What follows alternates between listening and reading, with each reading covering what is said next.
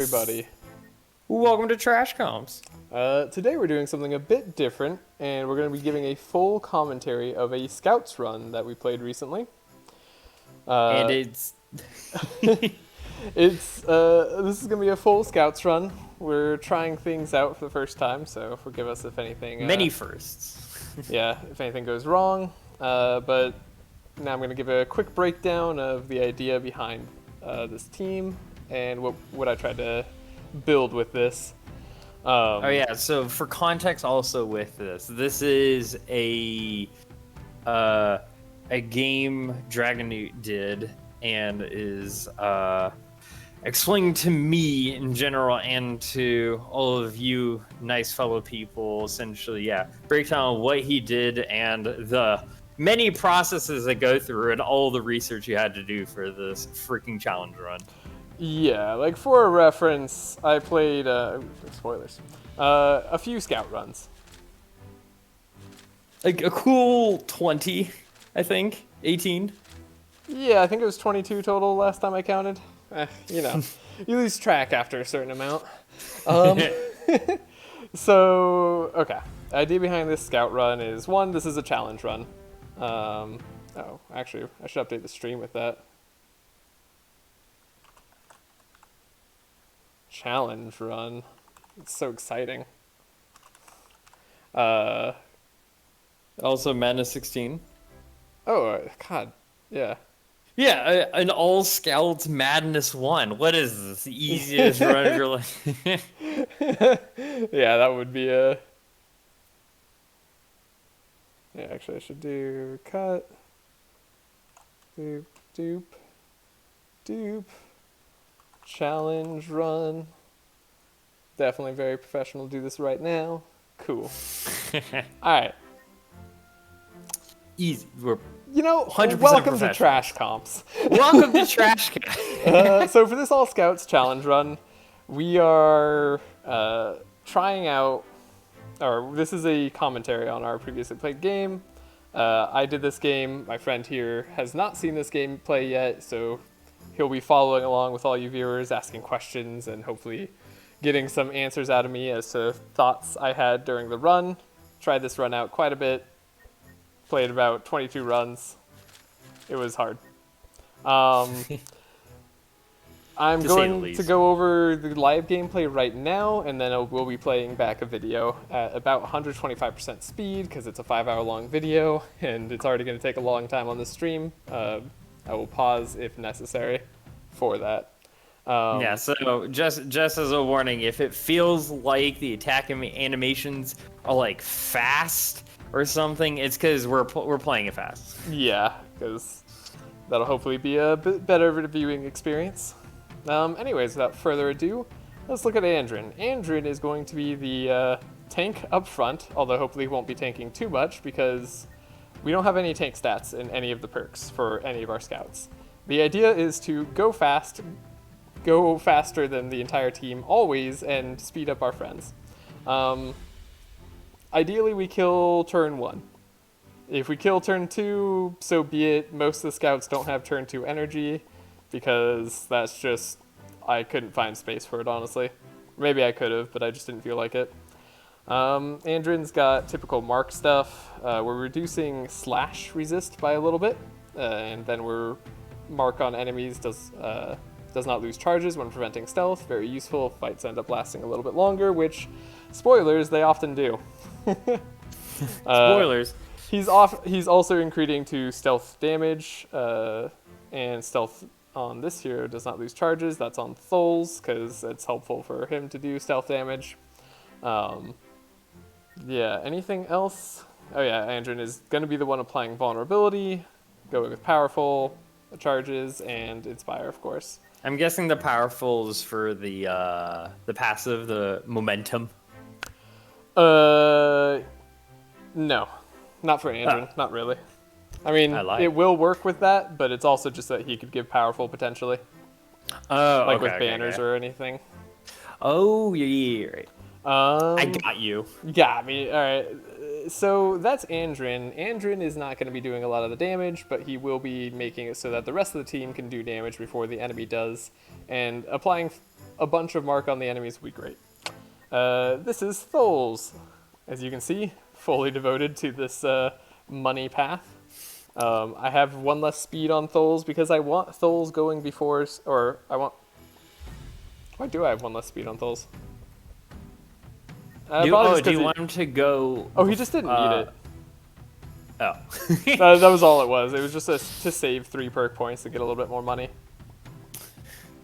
Not needing speed? Yeah, I know. No, but I didn't have to devote to speed because he's just 18 with 2 speed investment. Get it, damage done. Tholes is going to have to be a bit of a damage dealer. Alongside Sylvie, Tholes has Powerful in this hero, increases damage and healing done by 10% per charge, and loses all charges at the end of the round. Hopefully that doesn't end up mattering too much because we kill on turn 1. That's the goal. Yay. Anyway. Why do I have one miss? Oh, applying Dark. I guess that'll matter maybe a little bit. Feels like a waste of a perk to me. Alright, here's Sylvie's perks. Doesn't matter now. Yeah, going Sight, also going 1 less speed because just didn't need it. 18 speed on all the scouts was fine. Oh, no, I remember why. Yeah, because I want the frog going before them. Yeah. The frog. I thought that was also the point, was that you want the frog to do the classic powerful, sharp, whatever shenanigans. Yeah, because Gustav in the beginning has some good support cards, and we'll be able to empower Tholes and Sylvie to do a good amount of damage in the very beginning. By the late game, the goal is to have Gustav, Tholes, and Sylvie all be in their own carries. The real challenge of Scouts is that outside of Andrin's expert tracking, they don't really have Inspire. There's just... Yeah, we were talking about this last night it's like, they have cantrips, and you'll see, I think that plays like a big part of it, but it's like... Yeah, there's no Inspire here outside of maybe Stanza 2, Ballad of Evasion, but like, again, we want to kill turn 1, not 2. Yeah, and then same thing, the Stanza 3 Energizing Serenade is like a legendary card, so kinda... Yeah, I wouldn't play it even if it wasn't legendary, just because it takes too long to get to Stanza 3. And then they also don't have Energize outside of cards that they can give to themselves, which and Energizing Serenade. So the problem is you want to give Energize to your DPS characters before they go usually, but Scouts can't do that. So the only energy card they really have, which is a really good one, is Adrenaline. However, as you just saw, there's no Inspire, so cards are a premium, and every card that isn't a damage card is less damage you're dealing. Yeah. So this was actually a much harder challenge than I initially anticipated. To solve some of I remember in the beginning, we thought we were like, oh yeah, it's possible, just kind of go fast, hit hard. And then, like, I'll admit, I didn't think it was possible in the beginning. Yeah, so I will quickly go over, I think I showed off the perks a little bit, just in case anybody wants to see again. Can pause if you need to. This is for our YouTube viewers. And then I'll go in and I'll quickly make the decks, because in the video I didn't actually show the deck making process. We would be farming for this farmer's caravan, no pun intended, to get a sack of grains. Alternatively, I did learn that you can get the sack of grains from the old granary over here, which would have been really helpful some runs, honestly. But no worries, because honestly the path I ended up taking was probably optimal. Scout decks. What was this? Rangers? Was it Ranger support? Oh man, if only I could remember what I did. Setup, no setup. Look at all this. Oh boy. You can see how much I cared about this deck making right here. Yeah. So Scouts ended up having a lot of extra money. The big problem with Scouts too is I did a lot of fast divinations to make their decks, so the decks will look a little bit different than they do now. But I'm not going to go through this process too much, actually, now that I think about it, because it'd probably be better just to start playing the video. And I shall make that switch now. Alright, here is the video.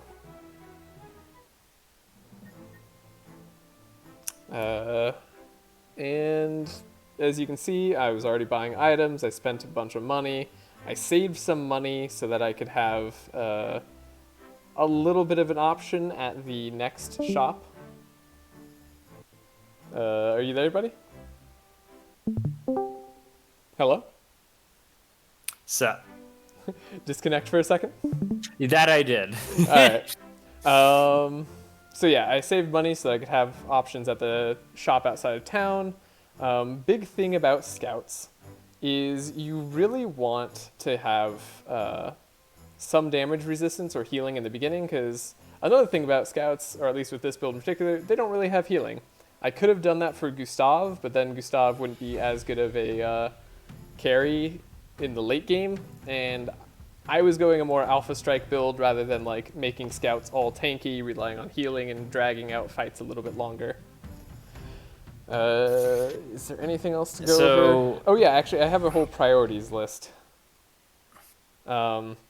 So for all rangers, Act 1, what you really want to do for your items pets, you need to pick up an item that lets character draw, increase sharp mark, or reduce the cost of commonly played cards. But you can't give up Andrin's speed armor, because you need 22 speed to outspeed everything in Act 1. And if you don't outspeed, you're dead. Yeah, I'll show a little bit of this page. I made this doc mainly for myself so that I could remember what I needed to do, because these runs were taking a long time. I recorded pictures because every run ended up having different decks due to the divinations. And you can't save purples. Yeah, and you can't save purples, so I kind of just had an idea of what I wanted. As you can see, I showed Andrin's. I did this for all of the characters, adding songs, and yeah. There's a lot to add and address based on what you need for the run. But show the gameplay now. Man, having to flip through all these is hard.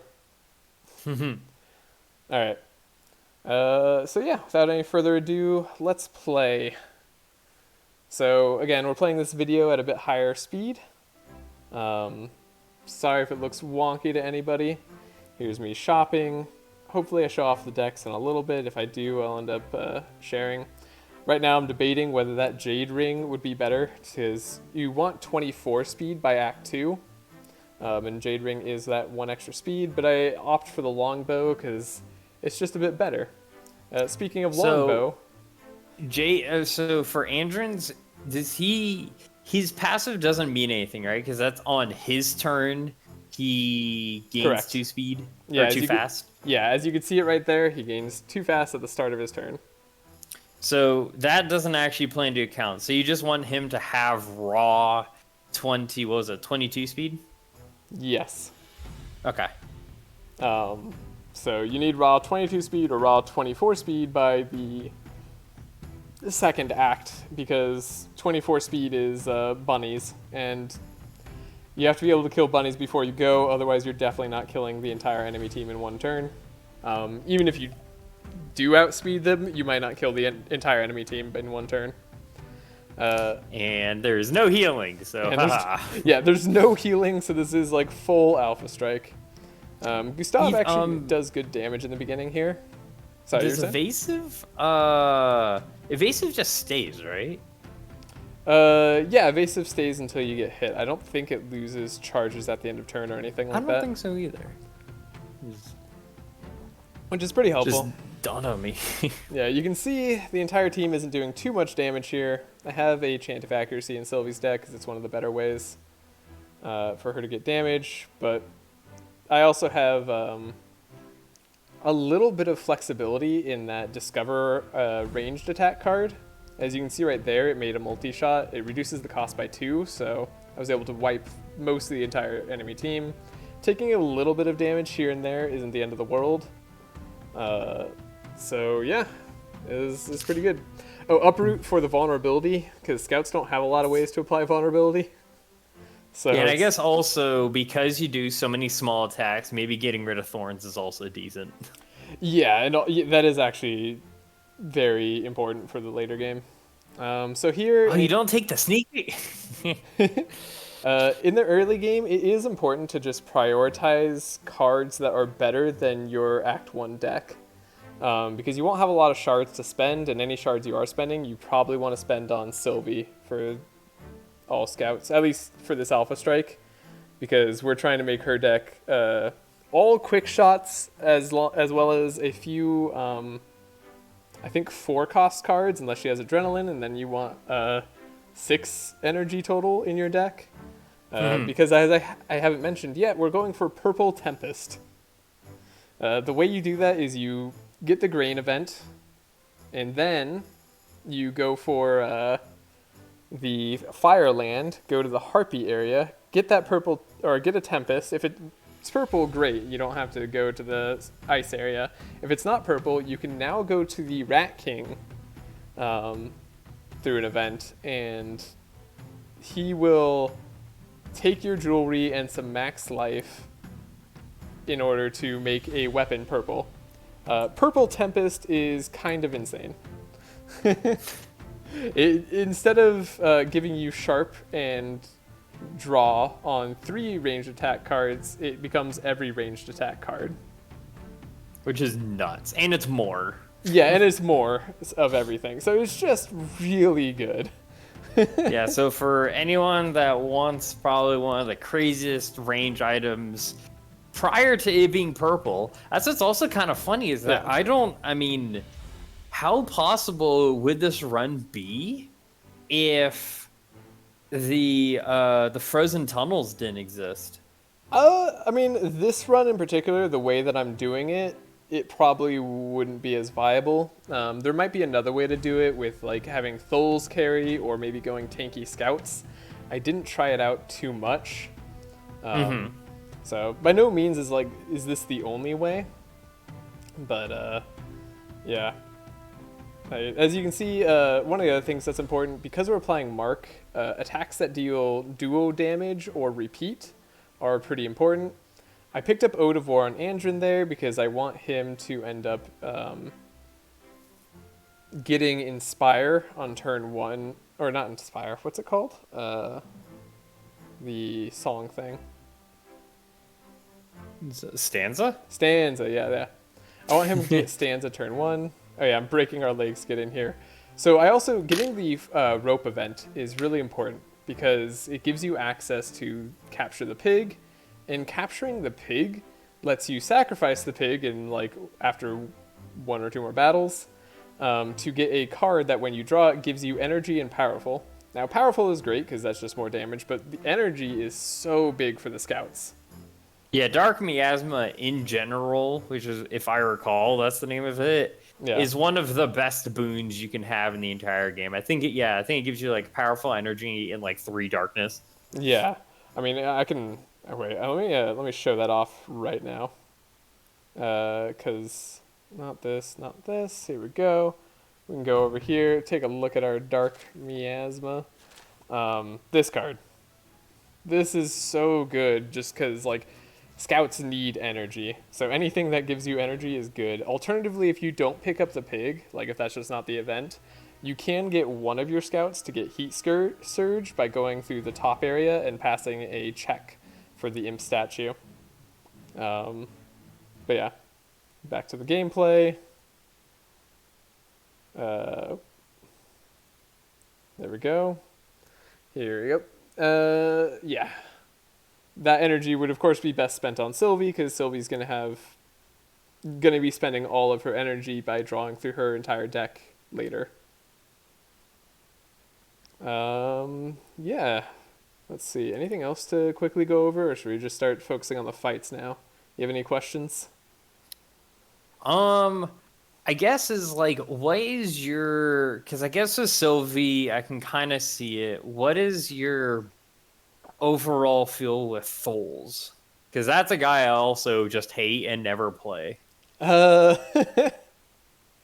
Thuls ended up being a really good damage dealer. Like, I think he Okay. could carry just as hard as Sylvie can. Really? Given the right circumstances, he does have to get a little bit luckier, because Sylvie can do a lot of damage with, like, common cards. Mm-hmm. Like, of course, Barrage at the end of the game ends up being really good, but just the quick shots alone, like, end up making Sylvie really good. Thuls, though, does give himself powerful by doing melee attacks, and ultimately also ends up having more energy. Because Oh, that's right. Yeah, because momentum's is good. yeah, because momentum is really good. Now, Gustav getting multi-shot is not quite what I Hell want. yeah! Come on, Frog Boy. I could take the healing here. I'm not sure if I do. No, I don't. I would have outsped the squirrel, but I think I wasn't sure of the speed of the squirrel at that time, or if it would have gotten faster because of the random fast. So I didn't want to take the chance, and I want to mitigate all damage done. So no healing. Also, here's Andrin's deck. You can see how I'm using like a setup combo. That trace at the beginning that I'm always playing is super important, as alongside the vigilance, which allows me to draw any card. So I essentially get to search like a lot more cards deeper into my deck, and ultimately what I'm trying to do is just apply vulnerable in the beginning, and get that expert tracking, so Sylvie gets one more draw and draws the things we want so that she can spend all her energy every turn. Yeah, God, that waste. expert tracking is such a necessity. Yeah, no, and the fact that Andrin can basically guarantee it turn 1 every time is pretty nice. I don't think it's like a guarantee. I think there's like a few times it misses, but yeah. Here's that purple annoying whistle I picked up just because it was a better card. Yeah. It's not bad there. I mean, dealing 31 damage is good. Sneak peek. The main reason I'm playing it on the lizard, and I made it blue so that it always showed up first turn, is so that Sylvie can again do more damage because it applies 3 mark. I also gave Thuls slices because he will eventually go into melee attacks, and that'll give him powerful. And marking is important for Sylvie again, so basically the entire team is a setup for Sylvie. Let's go, Sylvie. Now, because I have that ranged bow, I do get that draw this first turn, which is really nice, so I will draw that multi-shot that I just discovered, and that should be enough to wipe most of the team. Even if it doesn't quite wipe, yeah, not quite. Fortunately, a lot of the enemies who are bosses don't do too much damage in the beginning. That's not true of like the imp, but yeah, I think most bosses kind of do like a setup support move at the very start, so they're not really like necessary to surprise. Yeah, right there I just picked up Dark Miasma, so decks are a little bit better now if we end up drawing that, have that extra energy. Yeah. Let's see. Yeah, honestly, I think one of the reasons that this run ended up taking a long time too is because Trace exists and it's such an important time to like figure out what cards I want. Now, I know that I want expert tracking, so I play that Vigilance first. Then I also wanted to draw that other setup, just in case I wanted to fix my cards. I didn't need Song of Celerity, because we started this fight all fast. Mm-hmm. So it was just another But thing. I also presume why Trace is so important is because, well, obviously it is important, but why this run just took so long is because you really can't take any damage, and because it's a bunch of like multi hits and everything else, it's just pretty much like you're given like your hand of cards and you're like, okay, what can I do with this? Do you know off the top of your head how many times you had to restart? Oh, like do resets to fights? Yeah. Mostly at the boss. Oh yeah, actually that might be a point of contention for some people.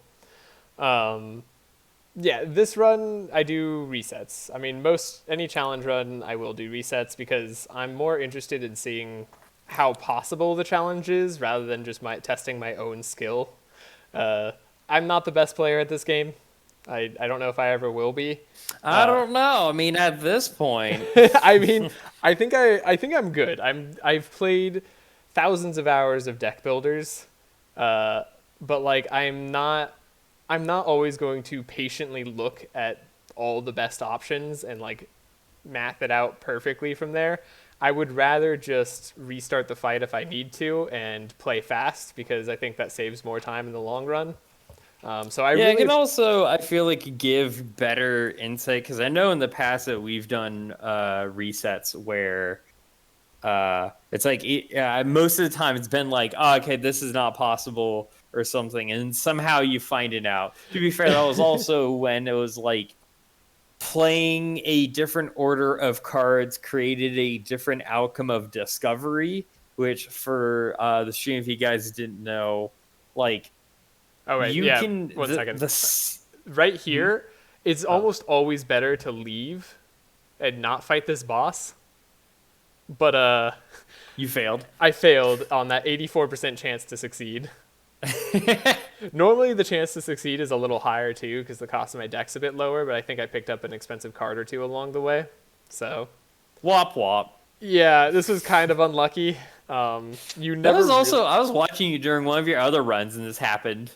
Yeah, you never really want to fight this because it's hard to kill him turn 1 unless all your characters have leveled up, which is only really going to happen if they succeed on the getting into the hatch with no injury. Because as you can see, Thol's leveled up, but none of the other scouts did. And he was the only one that didn't break his ankles. Yeah, he was the only one who didn't break his ankles. So he doesn't have an injury in his deck currently. Wop. But Am I really I going to can't believe it that this is the run when you get kind of goofed over by the RNG gods. Yeah, I mean, that's the thing is like I ended up getting this run down to I think it's fairly consistent. Like if we wanted to do this on stream, we might not do it first or second try, but we'd probably get it within like 3 or 4. The problem is that this run's failure points tend to be towards the late game rather than the early game, so it takes a while to figure out like whether you're going to get there or not. Like one of the big problems, I mean, it'll come up in a bit, is getting to Tempest. The second act is really hard. Like I don't know if I'm just not good at making the deck, but it's difficult to just get there. And depending on the You enemies can just be fight, honest and say you're bad at deck making. I mean, yeah, I don't know, because like I felt like I made pretty decent decks, but there might be better options. Yeah, and again, him summoning imps is kind of a problem because now Sylvie's quick shots are just going to hit the imps, so a lot of her deck doesn't do damage. So now it's mainly on what's his face, Tholes and Gustav to kill the guy, which fortunately the sheep hits, so that's always nice. That's always nice. And as you can see, he's marked. He has got 27 mark, so it's gonna happen. Yeah, but again, I took a lot of damage there, which is not good. You don't want to do that. Ooh, purple vexing crescendo. Oh yeah, setups. Setups you almost always want. Setups is such a good card. Yeah, the 1-cost one is not exactly what I want for Tholes. I think I eventually want the 0-cost, but yeah. Okay, Yeah. level 2, probably the most impactful level for the entire run. Getting the Wild Hunt mark card on Andrin lets him mark, like, I want to say twice to 3 times as much as he normally can if he draws it. And given the way I constructed his deck with setups and stuff, he is fairly likely to be able to do that. Like, first turn every time. Let's see, looking at these combat rewards. Definitely going to be giving leather gloves to Sylvie, because I want that 30% damage boost at the start. Might as well... Oh, no, I gave it to Tholes. I guess I'd want him to have the damage boost. Look at me not knowing what I'm doing. So this is where you need the sack of grain. You can either pay or you can take that chance to bargain. I have some injuries, so I'm considering that option, whether I want to take the 68% chance and fight a fight. Now this fight, if you fail it, which I did. Unlike most event fights, this actually does end up benefiting from the random encounters where they get a boss enemy. Also, halfway through Act 1, you can see the enemy's HP all increases, as do their like cards that they start playing. Like they all get a little bit stronger, so at around this point, the fight is harder, and it gets harder to one-shot everyone. But as you can see, Wild Hunt ended up applying a lot of mark to the people in back. Oh yeah, I also have detection on all three of Andrin, Gustav, and Tholes. I didn't mention that yet. I opted not to play it here for them, but it's just, again, a guaranteed way to get mark on all of the enemies before Sylvie and her AoE attacks. Oh, okay. Yeah, I was like, oh, I'm not playing Ambush. That's because I have Killer Instinct and I want to benefit from there. That's unfortunate. Did it a little late, but you see Tholes did like 100 damage right there. Pretty solid. Ammunition. Good job, Tholes. So the main way I draw from ammunition, and I'm getting these multi-shots, which is a bit of lucky RNG, honestly, is Camouflage. Camouflage is draw one when upgraded and gives stealth, so it's a great way to draw into whatever card you just placed on top of your deck, as long as it costs 2 energy or less.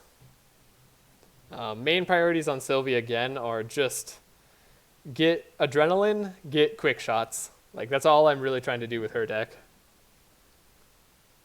Yeah, I mean that makes sense. Yeah. Just get all those quick shots. Ooh, another setup here. Oh, I'm looking at that trace. Yeah, purple trace lets you look at top 8 for any hero. And it starts in your opening hand. Yeah, I don't think trace is always innate. No, the upgraded trace is what you need to be innate, and I think that only lets you target yourself. Here you can forge. Yeah, purple trace is a pretty good one. So yeah, probably if you guys watch, maybe you know, maybe you don't, but purples are not created equally in this game. Yeah, some purples are better than others. Oh yeah, there's a challenge I can't do at all. Increasing enemy resistances is not what you want to do. Oh yeah, let me talk about the other problem of scouts. So, oh yeah, there's my chant of initiative. That's how I ended up getting a purple chant of initiative from the divination or somewhere along the line. That's why I was able to take the stanza card. But yeah, let me tell you about scouts. They don't really have good way to reduce resistances. Sylvie, her level 2 card actually ends up decreasing piercing. And then you have vulnerable. And that's it. Us outside the mark also decreasing the slash resist by 0.3%, which isn't that much, honestly, because mark can only get up to 50 anyway. So you're talking about what, 0.3 of 50? That's like 16% resistance reduced. I had it because you might as well, but it's not a lot. But anyways, yeah, as you were saying, purples are not created equal. There are some that are mildly better, like Annoying Whistle, like lets you target when it's purple and does slightly more damage, but it's not that great. Whereas this, like, a lot of utility cards tend to get a bit better of a bonus, whereas like this trace is not only innate, but it lets you target any hero and lets you look at more cards than either upgraded version.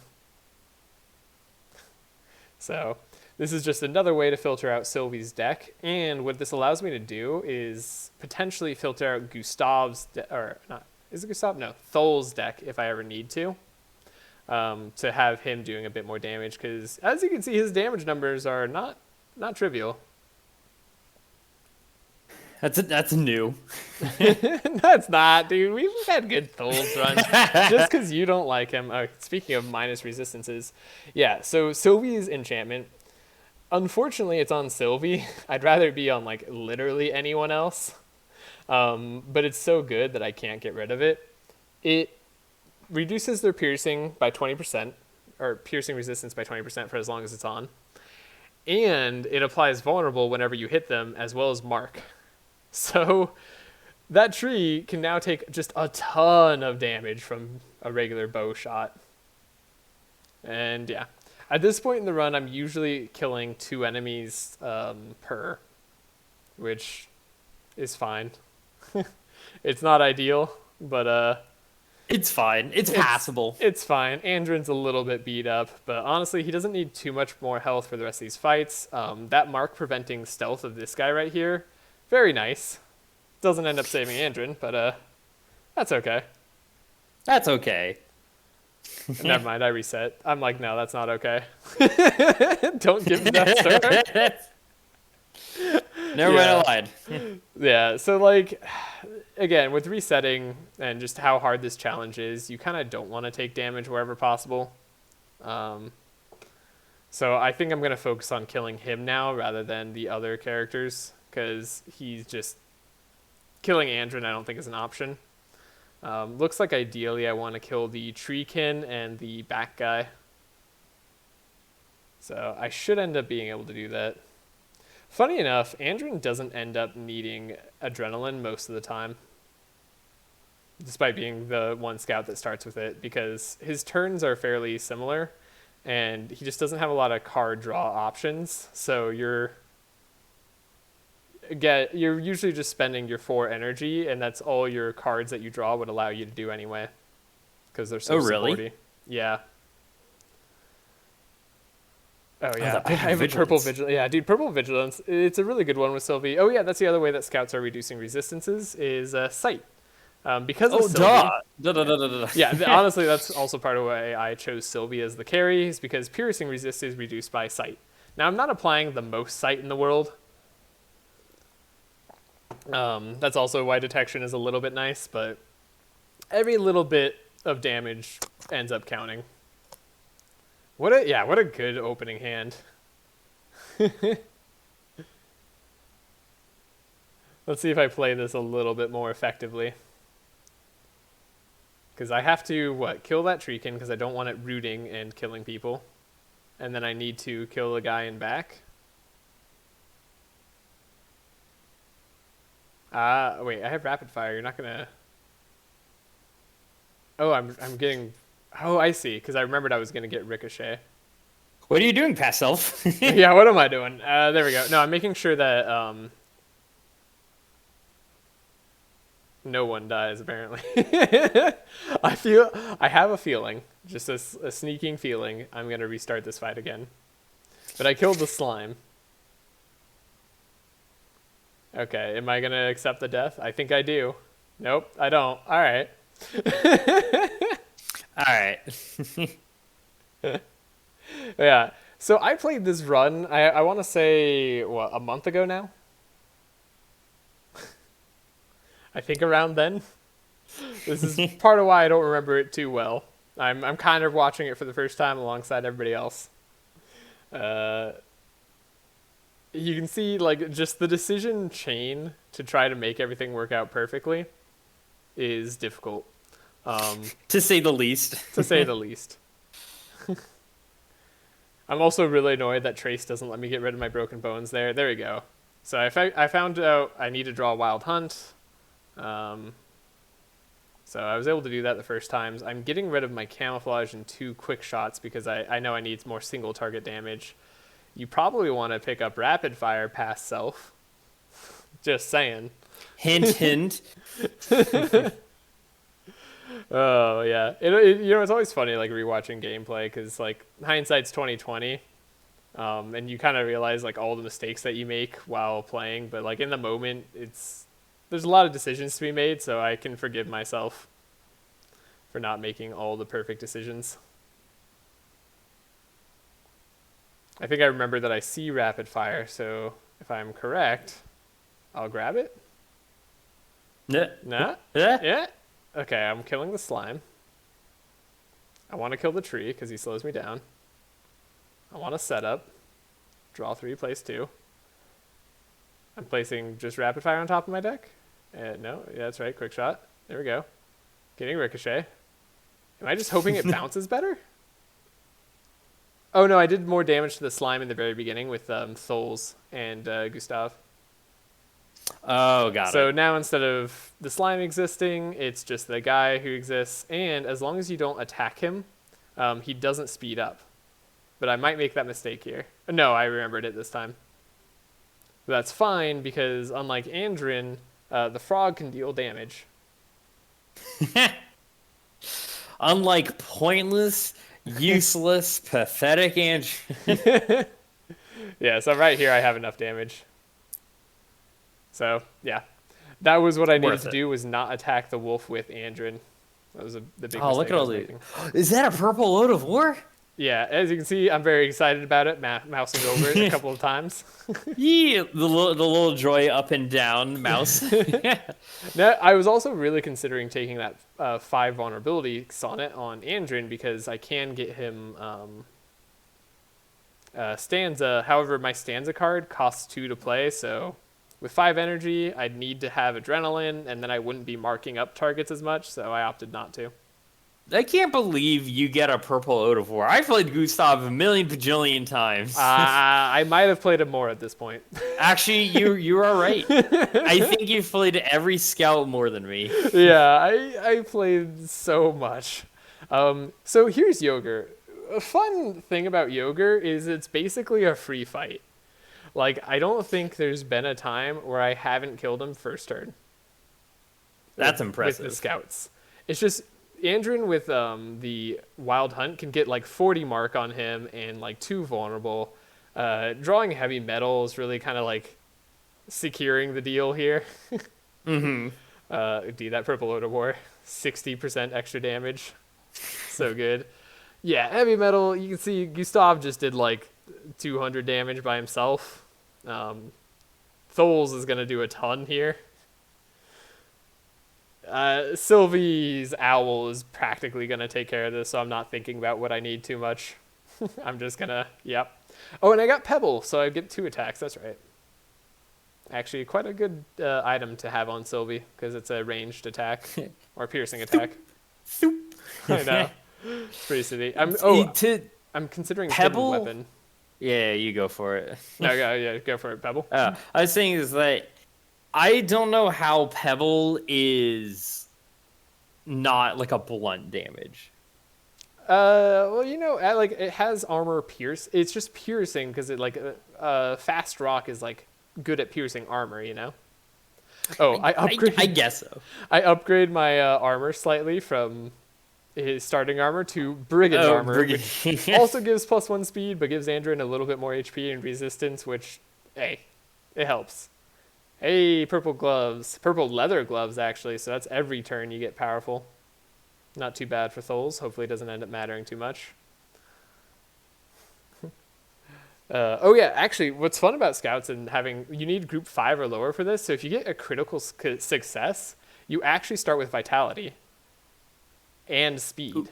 So you don't need Song of Initiative or anything to help you out on this starting fight. So, fun fact I learned during the scout run, just because they had like a 95% chance to do it, getting a critical success on the heal actually puts you in a better spot than just attacking straight up. And I think that's for a lot of the bosses. We just never end up doing it because our chances are so low. Mm-hmm. That makes sense. Yeah, Madness 16, that's one of those things that it does, is lowers your chances. Let's see. This fight is pretty difficult. I don't think I've ever killed him turn 1. Usually it's turn 2, but you have to kill him before turn 3. Because if you don't, he does Moonfire and basically wipes your entire team.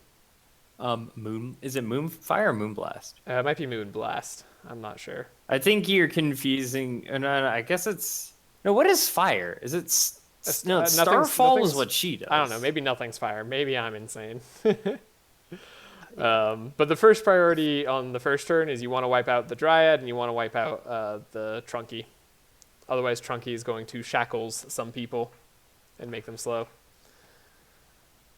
And we don't want that. No, it's very bad. I don't know if I'm going to have the damage here to do it. I'm going to reset this fight.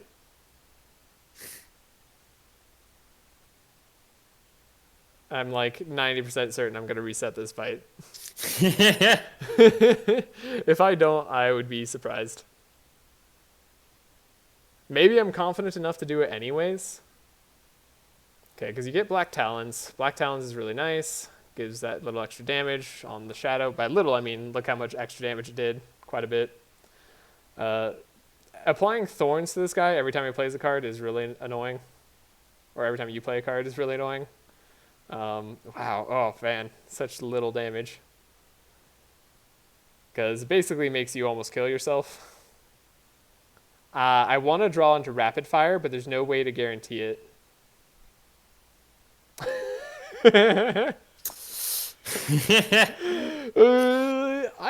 Okay, I mean, like I said, you just have to kill him before round 3. So this isn't the end of the world, and now I can mark him up to 50. Oh, the other reason you have to kill him before round fee is because he'll dispel all the mark and vulnerable. Oh, got it. So Andrin right there takes the hits because he can and might as well. Because he can. Yeah, I need Tholes and Gustav to actually take more hits off the tree as well because all those spikes are going to kill. Mm-hmm. Oh, but Gustav is applying spikes. That's really rough. Oh, there's dude, that's a clutch uproot draw by Andrin. That's super nice. Yeah. Yeah. Okay. I probably have this in the bag. Looks fine. So yeah, even with that kind of like not perfect play there, didn't need to reset. I'm considering Adrenaline. I'm like, why is it on Andrin?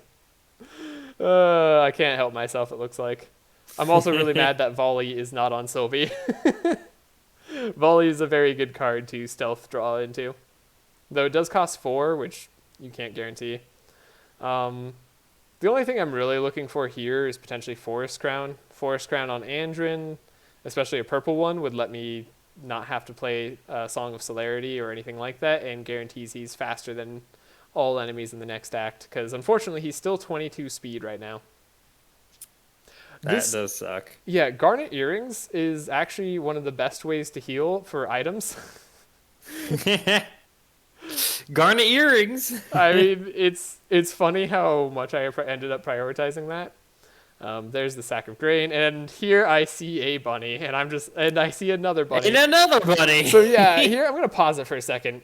This is hilarious because you have 2 paths that you could potentially take. The arena path, where you go far up and to the left as possible, is the better choice because if you complete the arena, you end up getting a card that gives you powerful. However, doing the alternative path, also let me play some music in the background, does give you Raider's Slicers, which lets you draw on playing melee attacks, which is pretty good.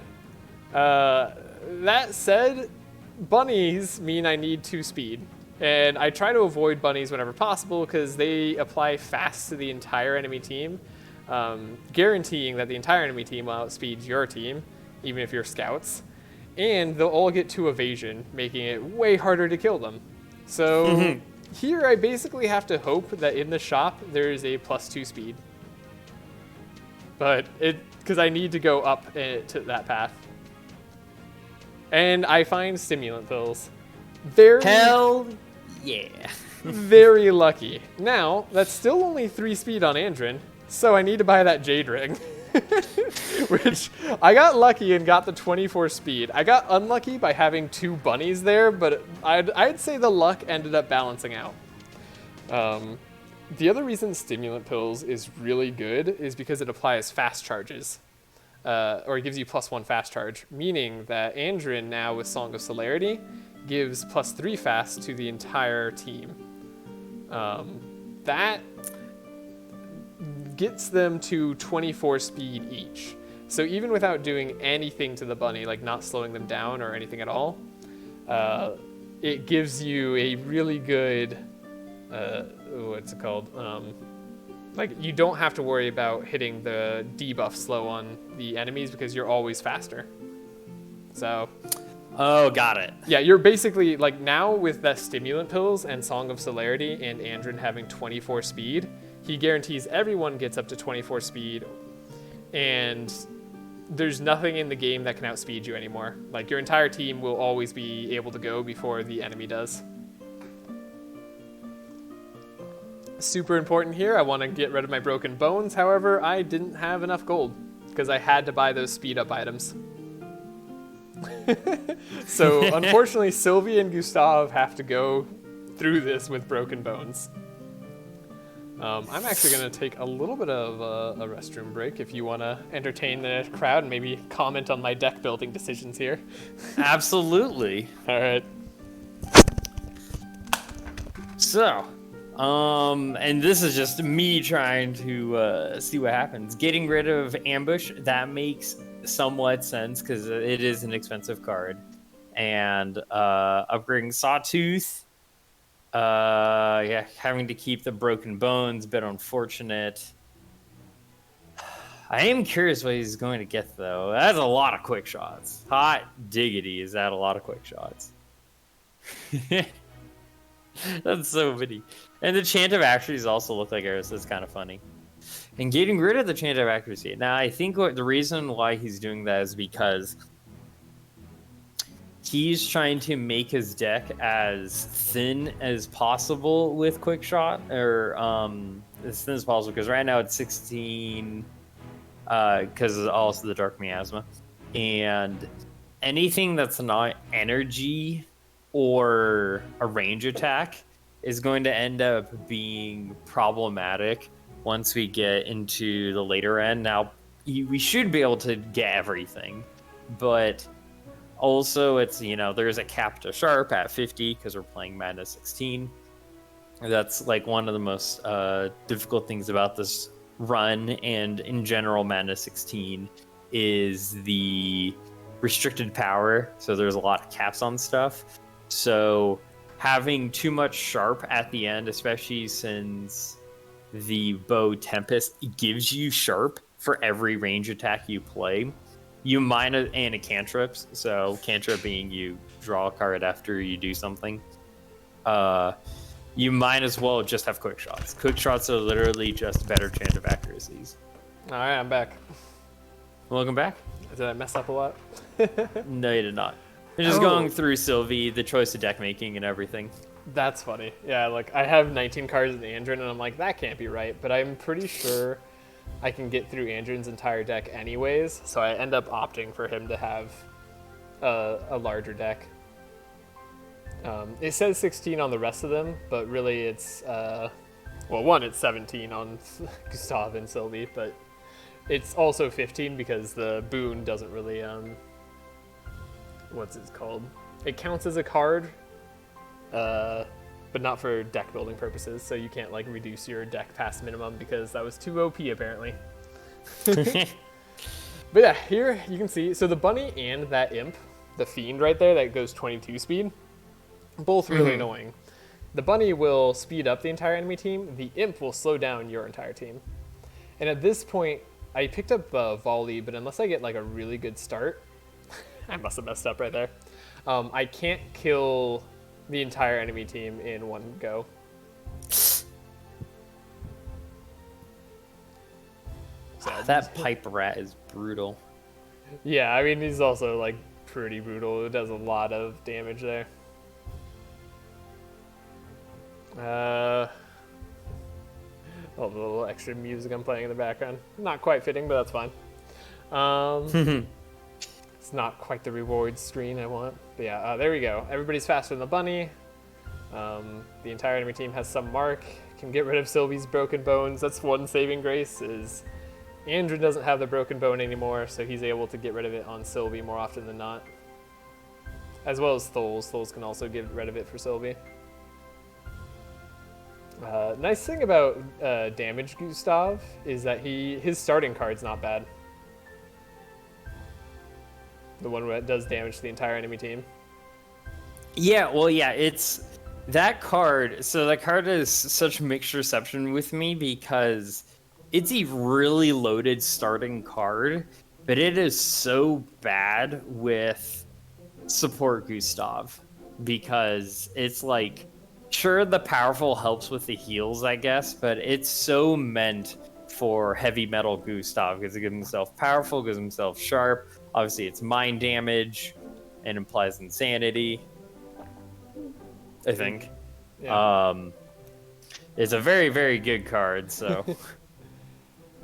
So with Sylvie here, I wanted to guarantee draw my volley, but I don't end up doing that. I wonder if I'm going to have to restart. Yeah, I need to get it on the rat because the rat has most resistances. I'm like, I can't believe all my multi-attack cards are at the bottom of my deck right here. I'm like, really? And not only are they at the bottom of my deck, both of them are actually the last 2 cards in my deck. It's kind of impressive, honestly. But Sylvie's doing really solid damage. So 1, 2, 3, and then hopefully this kills the imp. It does not. Ooh, I wonder if I'm going to let that stand. I guess he dies to the poison, so... And he didn't slow the entire team. So yeah, a little bit of damage here and there. That's usually pretty fine. I'm not going to restart for perfect play. I think there are probably better ways I could do it, especially with hindsight being 2020 and knowing that volley and multi-shot would be on the bottom of my deck. I could have drawn before I played setups or stuff like that. But, you know. Also, man, that turn. Amnesia and a broken bone and Classic. 2 cards. That's rough. Nice shot to the eyeball there. Yeah, don't really need a lot of cards, so I like the team I ended up putting together because they're really damaging. I'm debating. I was like, do I need another setup? The 1-cost setups are better for Andrin because he starts with Adrenaline. So they're actually a +1 on card advantage, which is pretty good. That's pretty good. Oh, also, yeah, unfortunately, none of the scouts have a good interaction with the divination dude right there. So you always just have to, no matter which option you pick, whether it's a goblin or a sheep, they're both just going to give you some rewards, so the same shards, basically. As you see, that scroll is 23 speed, so if you're not 24 speed, being 23 can still sometimes be very good because the scroll will slow you down otherwise. They have attack in particular. You can see it on screen right now, the headbutt. It does slow down the person who's in front, which is also my person who speeds up everybody. So, yeah. Yeah. What's kind of tough about this team, too, is I kept the dual strikes in deck because I guess I didn't have enough money to get rid of them. I mean, they are still good because they work off of Mark. But particularly with Tholes, you want Black Talons to have repeat cards rather than cards that have double attack stats. That makes sense. Yeah. There's Volley and Adrenaline, so I can play more. Okay, but I can't do... Oh, I can do setup because I drew the powerful card. So yeah, this is about the best turn that Sylvie can have. The Spider, I think, has the most piercing resist. Yeah, 43 versus 28. Interesting, but I want the Mosquito out of the way, it looks like. I'm not confident in my ability to kill the Spider, so I just am, like, gonna let it live. Oh, I must not have had powerful... Or I only had a little bit of powerful. Yeah, I think just a little bit. Yeah, and they don't have a ton of mark on them. Andrin didn't get, like, a lot off.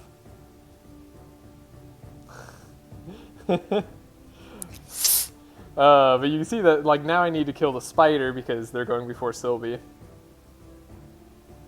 Fortunately, Tholes and Gustav deal good damage. Unfortunately, I drew Hatch. Oh, Hatch, the classic spider. So now, that Spider's basically going to kill Andrin. Am I really going to let this stand? I don't think I do. I would bet I restart this fight. If I had to guess. Ooh, poison spray, that's pretty good.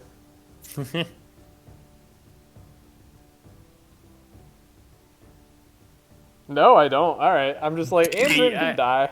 That's fine. If Andrin can die, we can move on. Jeez. I'm kind of surprised about that, too. Yeah.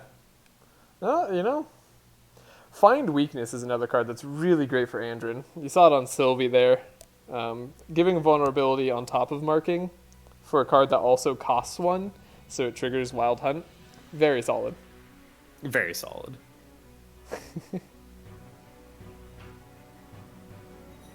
Yeah. So at this point, with 3 setups, I think I do just draw through my entire deck, no matter what. Especially if I scry really aggressively. Okay, here it looks like I have all the cards I ever want. Upgraded version of Mark ends up being better too because it applies Wild Hunt and it just does more. Mm-hmm. So that's why I made that choice. Gold setup on Sylvie is not the best. I wonder if I have it though because I have quick shots. Interesting. Or if I have Adrenaline. Because, yeah, that is another way for scouts to draw, right? Is just gold setup. Like, how many other cards? Technically, that's draw. Yeah, like, Deflect also draws, but that's just a 1-for-1, so it's not really netting you card advantage. Hidden Weapon is a card that can get you multiple cards, but that's if you're going small weapons. Another reason Tholes might be a better carry, or might be at least as good a carry as Sylvie. But Purple Tempest is all I'm banking on. Now, do you think that I get a Purple Tempest to start out with on this run? Is this the winning run? Because if you get Purple Tempest, you don't have to go to that super painful frozen tunnel. Yeah. And is that the reason why you win? No, you were able. I don't think so. Though every single time I've been guessing, I've been wrong. So maybe my guessing has not been right on, or has been on point with you. But maybe. Yeah, man, not having enough energy there is really rough. So I'm putting multi-shot back on. Quick shot back too. Oh, I see. I need a 0-cost card here. Ice Shot actually scales with Sharp, which is kind of cool. Not that I have a ton of Sharp right now. I only have 3. That goes up to 5 with the other thing. But it is a target card, so... Look at how much damage I do. Man. I'm not going to be able to kill her. But I can kill the guy in back who's doing... Oh, no, wait. Oh, I have to guess whether my quick shot can kill him or not because he has less resistances than she does. But ice shot kills her. I think I ice shot her. That's a better play. If that kills. It does not. I was looking at what she does. She summoned an imp. Oh, and he was only targeting 1 hero that time, so he actually wasn't doing his high damage turn. Their turns do vary. So they do vary. Thankfully, with Sight, I can actually kind of plan ahead. And because I'm always going faster, it's very relevant. Song of Quickness is another way to give the entire team more fast charges. Is actually what I would pick up with Andrin by Act 3. I would give myself a way to get Stanza right off the bat, and then get Song of Quickness. That just costs 2 more energy, so it's a little bit less efficient. I won't be able to mark as much, but it's necessary for Act 3, assuming you don't have stimulant pills.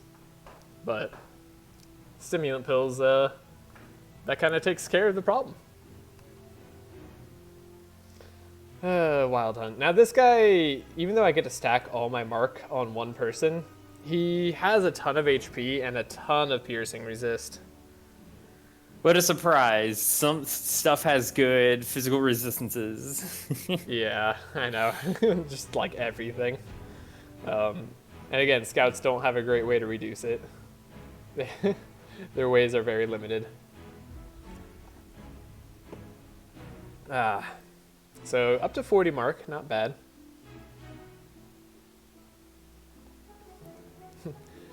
Now, fortunately, like him getting 1 turn, or he gets 2 turns by getting 1 turn, because what he does is he swings and then he slows down Andrin and then he speeds himself up, I believe. So you want to, as much as possible, kill him turn 1, which is doable. Just hard. Which is very doable. Yeah, 600 health. It's a lot for Sylvie to chew through. Getting target shooting is a necessity to honestly kill him turn 1, I think. So I might get it this round. Don't need multi-shot. I guess multi-shot's more damage, technically. Camouflage draw. Yeah, multi-shot's slightly more damage than a quick shot upgraded. But I don't kill. Oof. That's close. That's a dead engine. Yeah. That's a badoom. And see, he speeds himself up, so he gets to do the attack on the entire team. Do you accept this fight? Yep. Oh, don't worry about it. Don't even worry about it. Don't even worry about it. It's fine. In my head right now, I'm like, is this the run where I win? Did I put up the wrong video? But yeah, you can. So deaths suck, but you can allow a few of them per run. Like, you by no means have to play perfect. Mm-hmm.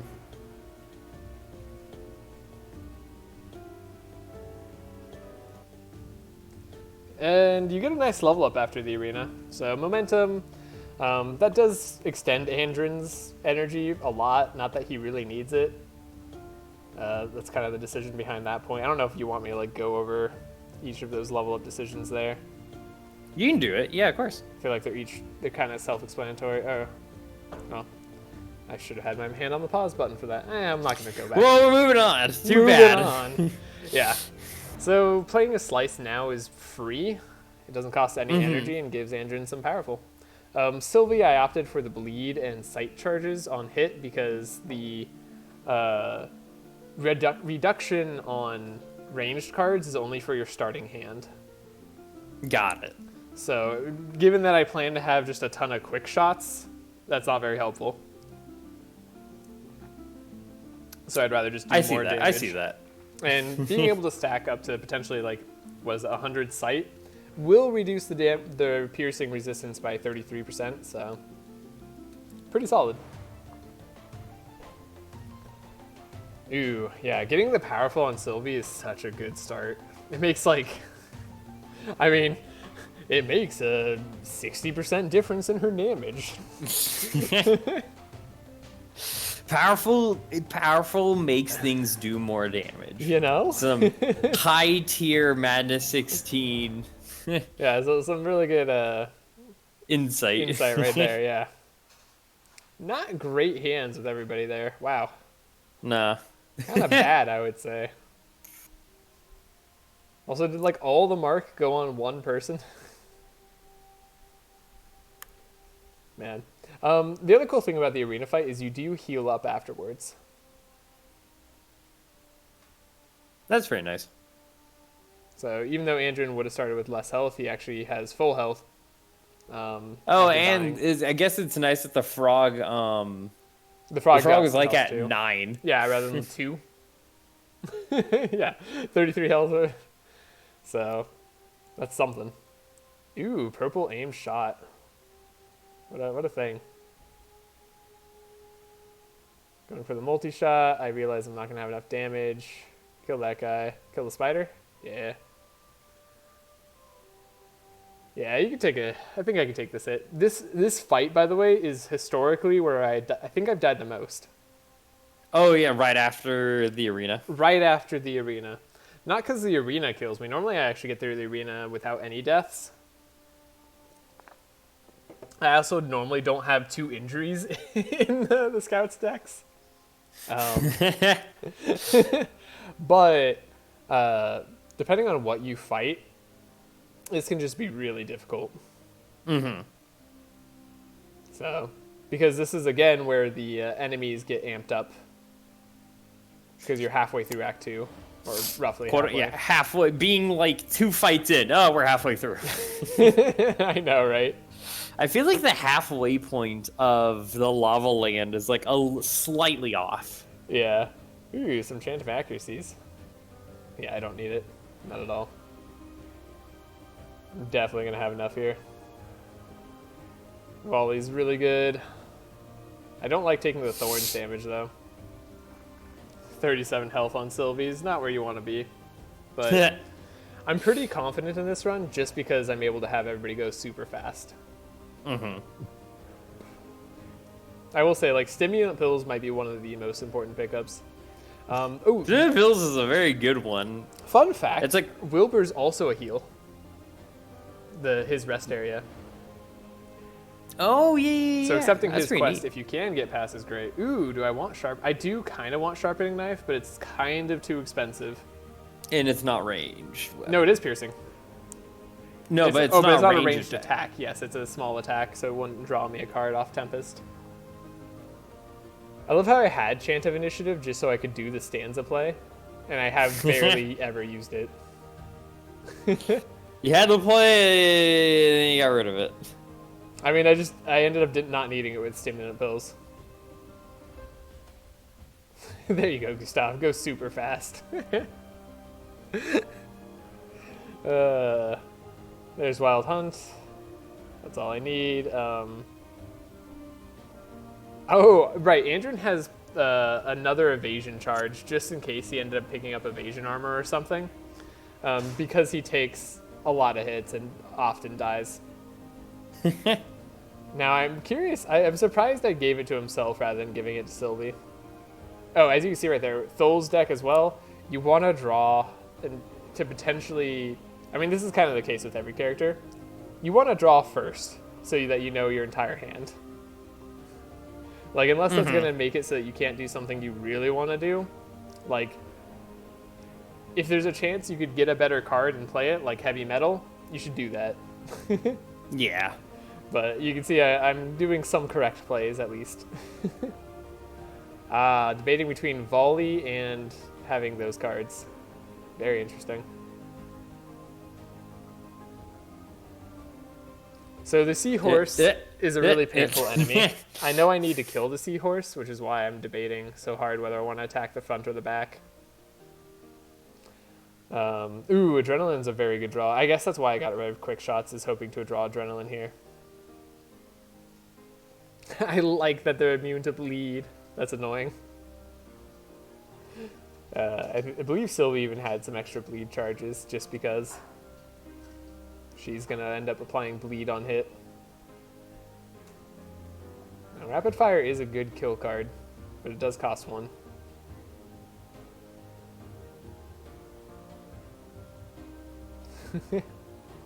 Yeah, that camouflage bonus. So camouflage, that is 75% more damage with the perks we currently have. Just for that one attack. I have to decide between rapid fire and camouflage here. Alright, that makes sense. Because I need to make sure that the Seahorse dies, so... And they die almost perfectly. And so does the guy in front. So killing 2 enemies is about what I would expect here. That's usually good enough to not lose.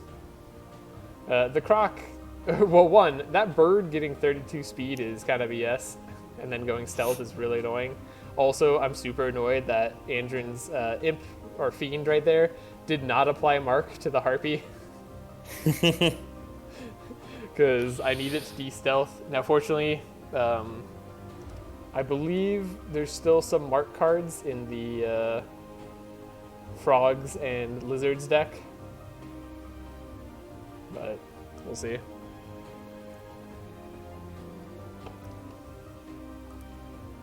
See if I can possibly draw them. In case there's not, I wanted to, not just the powerful on Sylvie there, I wanted to make sure that Sylvie got, what's it called? Evasion. Because the Harpy often goes after the back person. Oh, was that a random attack there? Hold up.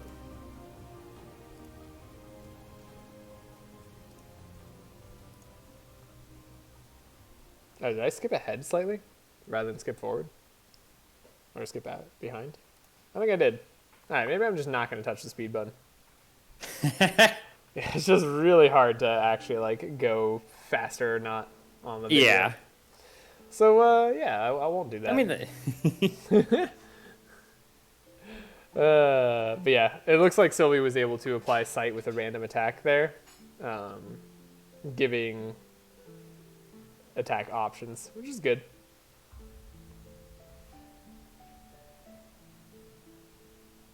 So yeah, not too much to say here. I'm, again, just super annoyed that it's going so fast because it gets to deal more damage. Thankfully, it attacks Andrin there, who already had evasion, though.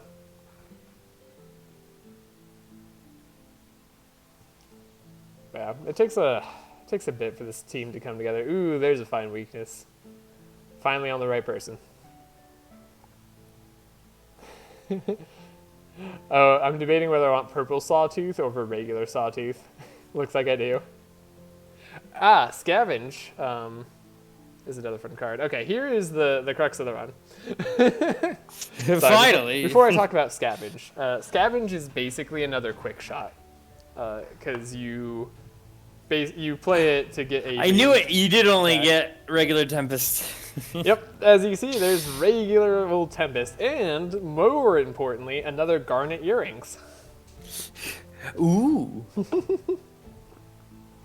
Yeah, here's Tempest. Take a little bit of a look at that. When you play a ranged attack, draw a card, gain 1 sharp. That sharp is increased by whatever bonuses you have on sharp. So for Sylvie, because I do have a bonus on sharp, it'll be whenever she plays a ranged attack, gain 2, I believe. 3 times a turn. Not to mention it just gives +4 damage on all piercing attacks. So now that I have Tempest, I am a lot more aggressive, shall we say, on challenges. I believe way more in the run, because 3 extra cards in a run where you can't really draw cards. I mean, you can draw cards, but you can't like net draw cards, you know what I mean? You basically have 6. It's so big. Going from like 6 to 9 cards, that's a lot more damage. I actually, like, I think these fights end up being kind of pushovers. Although maybe I overestimate myself. I mean, yeah, once you... Getting Tempest is very, very good. Yeah, you can see also a lot of times with setup, I might put like a card that I want to play on top just because I know I'm playing more setups and I'm going to draw it anyways. So if you ever see me do that, that's why. Start with target shooting. I want Arena Champion and Dark Miasma. I know I have more quick shots in my deck, so there's no real worry about putting that in bottom, and I want to draw other cards that cost energy.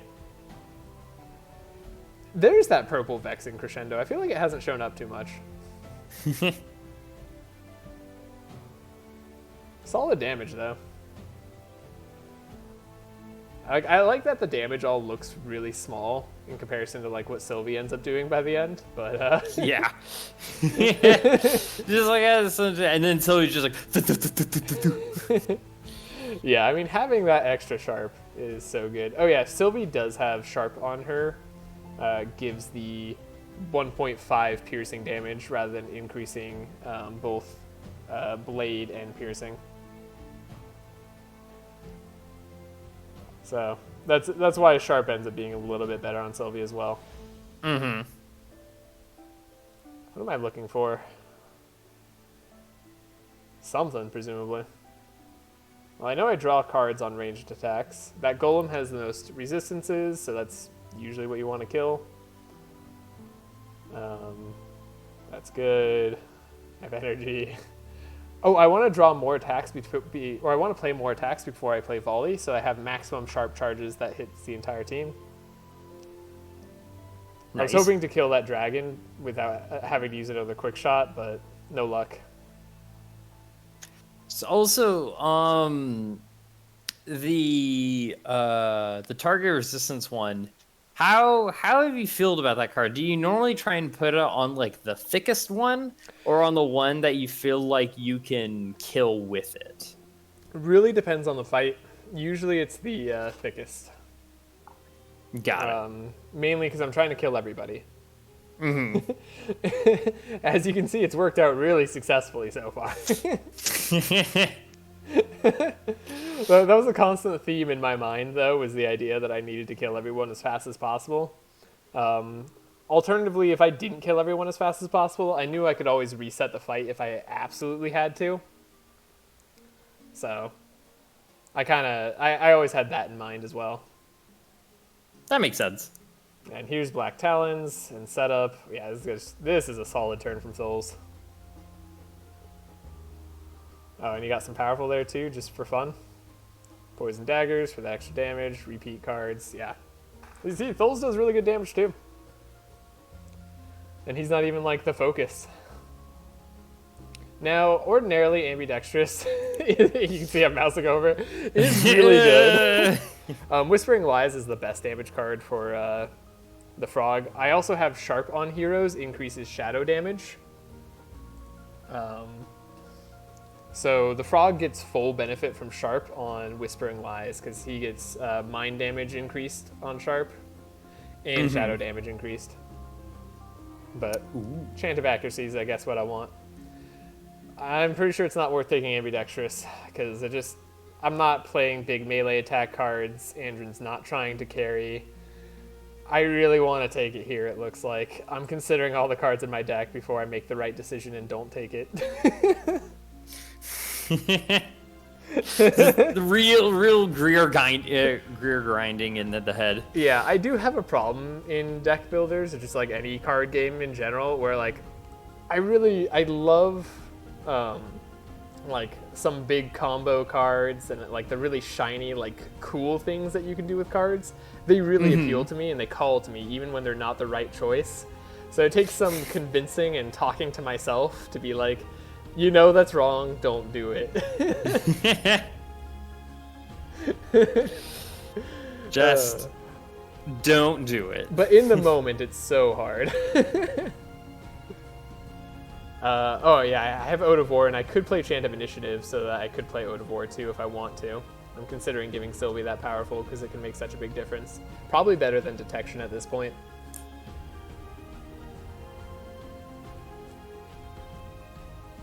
Or Slice. Yeah, I could see that too, because Detection at least goes mark on all enemies.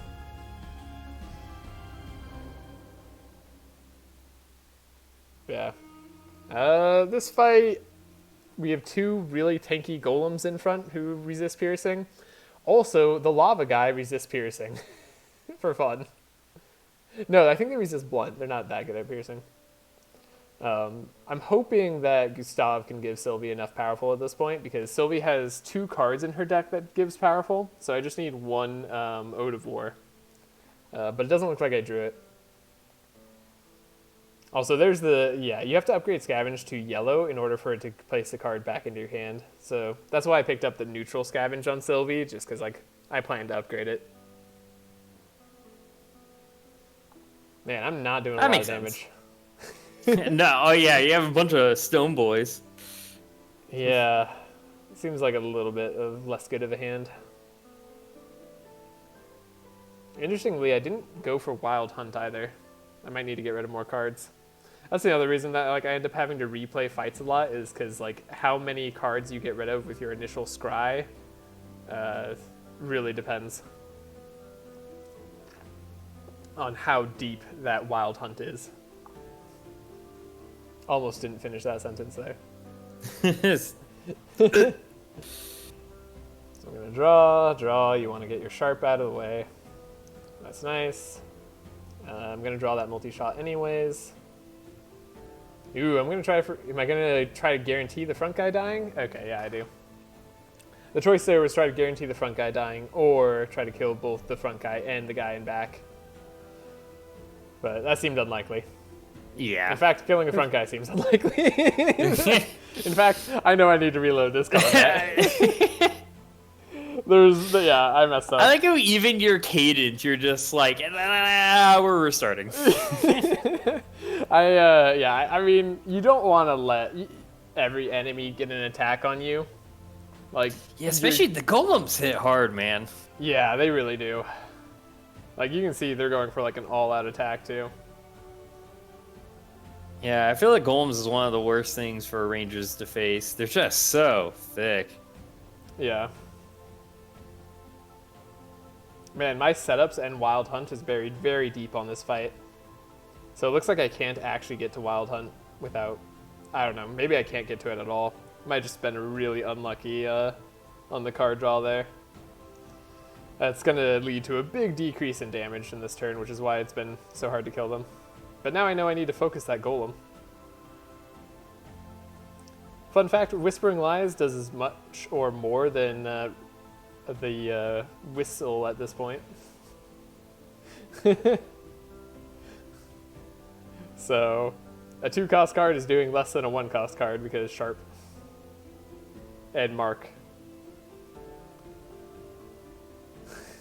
Look at me getting rid of everything. Beautiful. So good. And that golem is way less health now because I focused it like crazy. And now I put it on the second guy. That makes a lot of sense. Also, I like that this is at 1.5 speed. It just doesn't feel like it still. So here's another tricky thing. I'll highlight this a little bit because like this ends up being a question a lot in my head on this fight, on fights with scouts. I have multi-target cards, right? Like multi-shot. Yeah. Which I plan to play, and I want them to do as much damage to everything as possible, which when I play an attack, I gain Sharp. So usually I want it to be like the last thing I play, right? Mm-hmm. However, I also don't want to waste a quick shot on a guy who would die to a multi-shot anyways. Now, I also have to like kind of, because I don't want to do the hard math every time, I have to guess whether the stealth bonus is going to be enough to make multi-shot do enough damage to kill that 58 health guy before I play quick shot. So that's just like a little bit of an internal struggle that I wanted to go over because it's such a pain. Like, oh, and there's more powerful. That's good. So that makes it more likely that multi-shot does it. But I have adrenaline, so volley like definitely does it.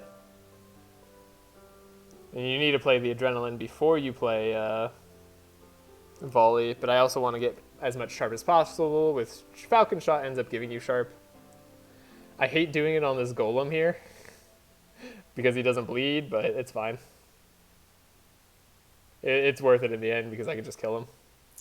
It's fine, it's fine. And without that, you can see I wouldn't have killed him, so it was actually ended up being the right call. These fire guys do a lot of damage. They hurt. Oh, and he's going fast, too.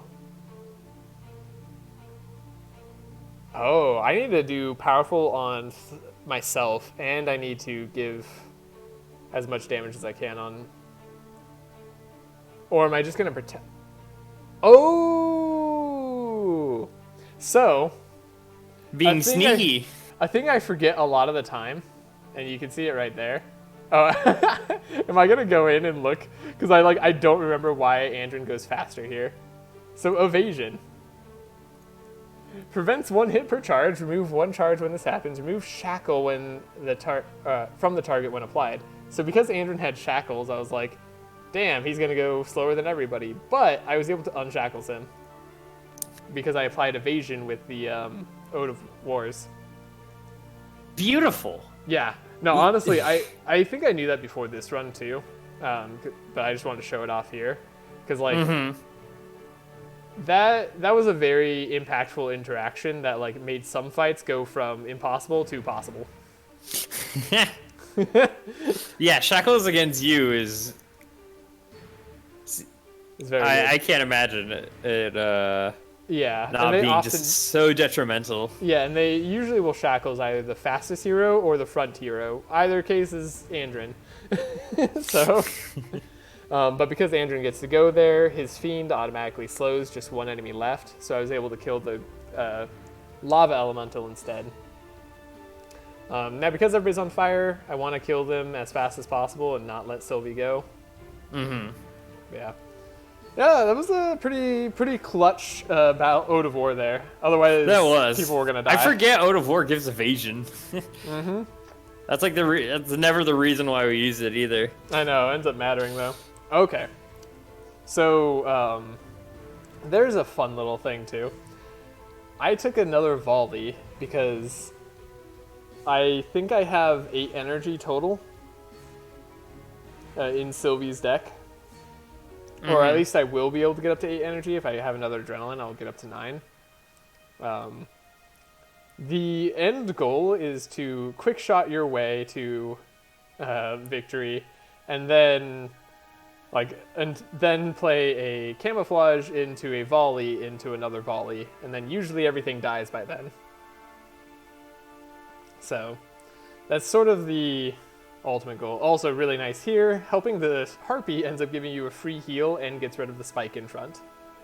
Giving you a nice little bonus on this fight, which can be kind of difficult because you need to kill him, I think, before round 2. No, you can kill him, well, rather, you need to kill him during round 2, is what I should say. During round 2? Yeah, otherwise he just does too much damage and kills your whole team. But 45 mark is a good start, plus 5 vulnerable as well. So I got a pretty good hand. Oh, there we go, and a bunch of sharps for Sylvie. Yeah. And that 45 mark already makes the Whispering Lies do a ton of damage. Ooh, I got weapons cache on Tholes there too. Did I take that challenge for that? I might have missed it while I was commentating on something else. That was a very good pickup. Well worth whatever challenge I took to get it. Which might have been the bomb challenge I was just doing. They're at maximum mark now. Sadly, I didn't get Tholes' level 2 card, which would have had more damage, but that's fine. Get to draw, get to Falcon Shot, give more sharp. Pretty solid, pretty solid. Ammunition? Yeah, you know you want to take that ammunition shot. It's past me. That's right, get a rapid fire. And I really want target shooting too to reduce the resistances even more. Because you can go up to -95. I don't even know if they're at 0 yet, but it looks like I have more than enough damage. Multi-shot does slightly more, so might as well keep it. And round 1 kill. Very solid. Very, very solid. And well barrage done. on the wrong person. But is it good enough? Also, I have Wicked Craftsman, which I'm annoyed because I'm like, Wicked Craftsman is kind of decent for Tholes. And Find Weakness is really good. I'd take it, yeah. There's no way I pass up a purple Find Weakness, even if it's on the wrong person. Vulnerability is just really hard to come by. Plus it marks, plus it applies sight, so it's just really good overall. I agree. I will end up taking that barrage because even though it's not Tholes' like preferred card type, it's still just a lot of damage in one card. And Tholes really likes repeat attack cards because of his level 2 that does shadow damage every time he hits a character. Might be hit or attack, I don't even know. There's nothing worth it here, right? Oh no, there's Overheat. Usually I always take Overheat on Sylvie because it gives her powerful every turn. Otherwise, here I should just prioritize resistances and health, but because I have Garnet Earrings already, and I'm getting health, I don't want any of that. So it's just Lava Crystal here for the powerful every turn. That makes sense. I understand that. And yeah, as you saw, because we have no purple, we gotta go to the bunny route. Now, let me pause it right here because this is actually really important. I was very excited because I had the wolf event right there, which is ladder that leads down into the crack. That means on the spot before, I can go to, man, I wish I could show my mouse on the screen. I can go to the event that is Sylvie's house. Maybe I do mouse over it slightly. Sylvie's house gives her some special cards. Now, the thing that I wasn't expecting here was to not have a pet trainer as an option. Normally in the you're telling me about this. It's like, yeah, we're like, so this is, I've always had a pet trainer here as long as you don't have a pet, which I think it was one of the conditions. You have to have a free pet slot open, and you have to have some pets, which I had that condition met because Tholes doesn't have a pet right now. However, the pet trainer didn't show up, so I'm not able to get a purple Asmodee, which purple Asmodee applies mark and slow to the entire enemy team, which I kind of rely on in the late game to make sure I never lose out on speed, mainly against the final boss. But because I have stimulant pills, it won't be as big of an issue. That said, Andrin does need a little bit more speed because you have to have 25 speed when you go to the sewers, since they apply frost to you. Lucky me, I find Cloak of Speed. Clutch, baby! Oh my goodness, what a pull! Yeah, so you see Cloak of Speed. It doesn't give you any HP, it gives you slightly more resistances. But that +1 speed, and then combat start, Andrin's going to be gaining 4 fast. So now I can rest assured that Andrin will be faster than literally everything.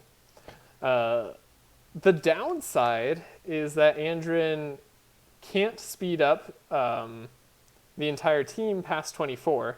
So if I don't have any ways to slow down the bunny, I will run into some really big hurdles. Particularly the hurdle that, like, what's it called? The bunny will just go before the rest of the team, even though Andrin was faster than it. So I'm debating also right here whether it's worth making sure I have enough money to get rid of all the death sores and injuries, or whether I should just buy Cloak of Speed. I figure Cloak of Speed is more important than making my deck better. Which I have to agree with past self. Yeah. Hopefully I remember to upgrade Scavenge here, because I really need to do that for Sylvie. Looks like I'm going through the decks. Yeah, I need to get rid of some cards, but I have a limited funds here. Don't want as many dual strikes anymore. I've stopped playing detections. Good rule of thumb when you're playing the game, just when you see yourself not playing cards anymore in a fight because other stuff ends up being better, try to get rid of it. Oh yeah, calculating out my energy here. I need another adrenaline. I can't buy one. I'm like, I don't have enough energy to play camouflage and 2 volleys, or just either. So it's a little bit sad, but it's fine. Shivs aren't as good as most other cards for Gustav, so it makes sense I'm getting rid of him here. Ideally, you always want to make your decks as thin as possible, so that you're always drawing the best cards turn 1. 17 cards is the right amount that it should show, because we have both Arena Champion and Dark Miasma. Other than that, you have any questions?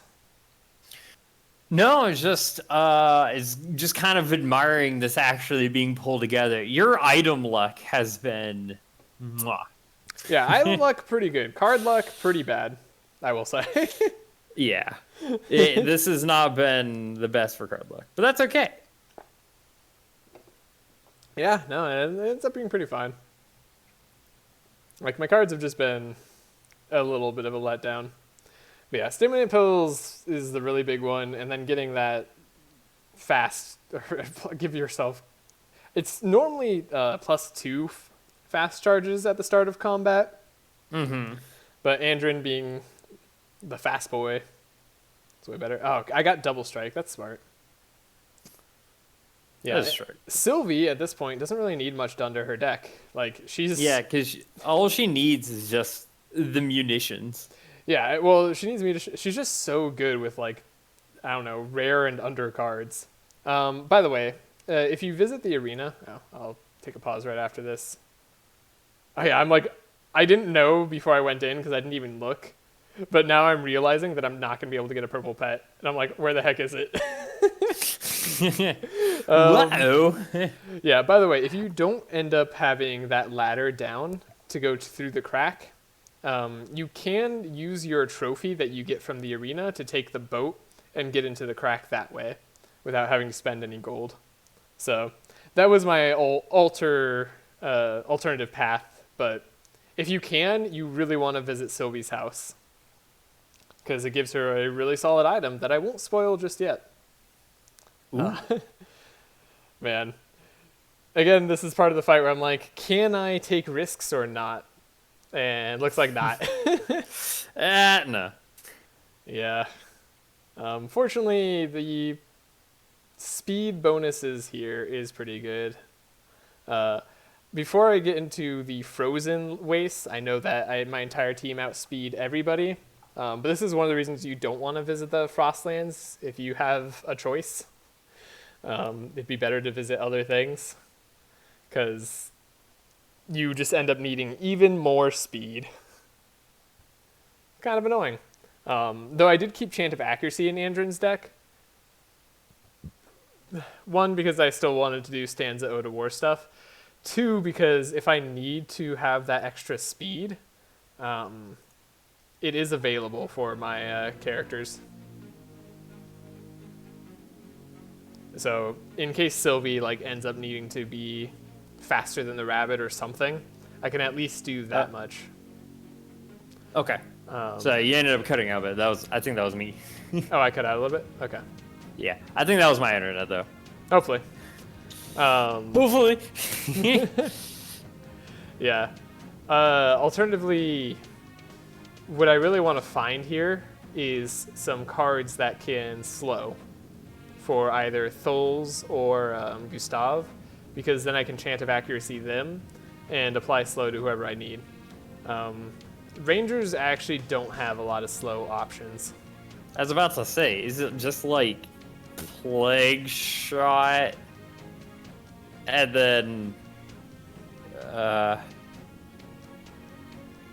do they have they don't have like a pin, how do they not have a chain? Wait, do they have a chain card? I'm not sure. I'd have to double check. I mean, yeah, I'm looking at the cards right now. Because I feel like they have, so like Ambush applies slow. Oh yeah, Ambush, yeah. Rupture applies slow. Captivating Voice applies slow. So there's a few cards. Like, how do they not have like the classic pin down that like target shackles? It's not what Rangers do. They unshackle themselves. No, but all Rangers always have some immobilize in like every single not MOBA. What are they called? Yeah, MMORPG. Yeah. Yeah. They always have that. You would think, but no. All right. Yeah, so this fight, just prioritizing killing the Croc, realize that Tholes is gonna die. Do I accept that? That's a tough pill to swallow, having just one character die. Although I do realize that he might not die because he's going after Sylvie because he was slowed down a little bit. So I think I'm gonna opt for that if I can. As long as he doesn't die to the goblin here. That's a good hand. That is a good hand. And you can see Andron is finishing his turns with 6 energy. Not really what you want. Usually that means you should be playing some more expensive cards, but we have very particular tasks in mind for Andron. So unless we're replacing like a slice or something, we're probably doing the right thing. Yeah. Damn, that was a lot of damage. Really debating that HP right now. I'm like, am I just gonna kill them all now? Yeah, it looks like I am. Just gotta commit. Gotta commit. Oh man, take some really big risks on this run. This is good to see. By no means am I playing this perfectly. What? What are you talking about? I'm debating whether I need that adrenaline there. Also, Fan of Knives not appearing on Tholes has been really annoying me. That's like Fool's item. I know, it's so good. I'm like, hey, that garnet earring, at least he has a purple one that's giving him slightly more health every fight. That'll help. Oh, man.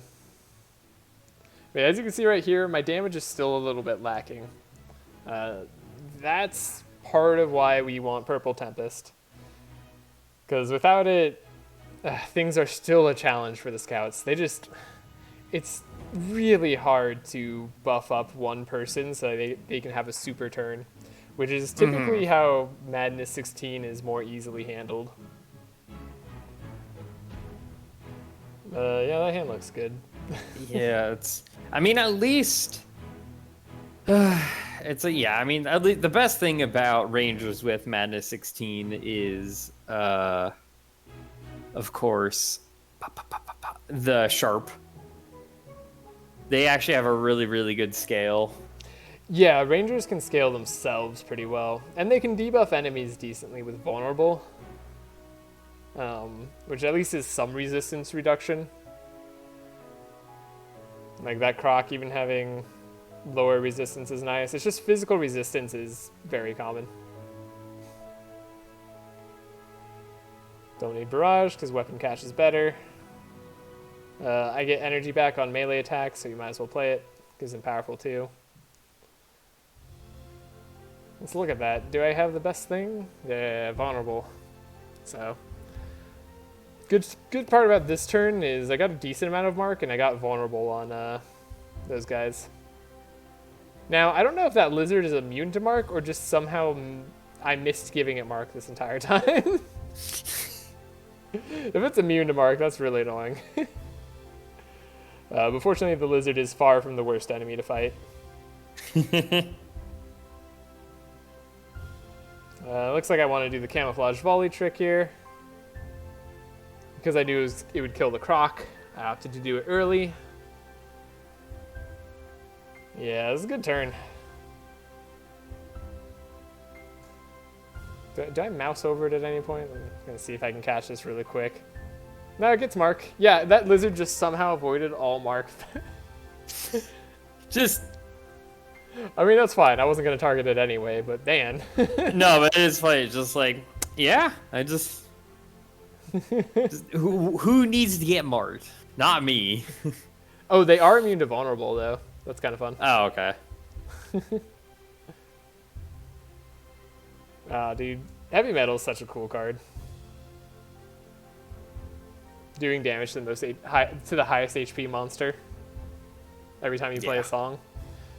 Again, another thing that's not great for a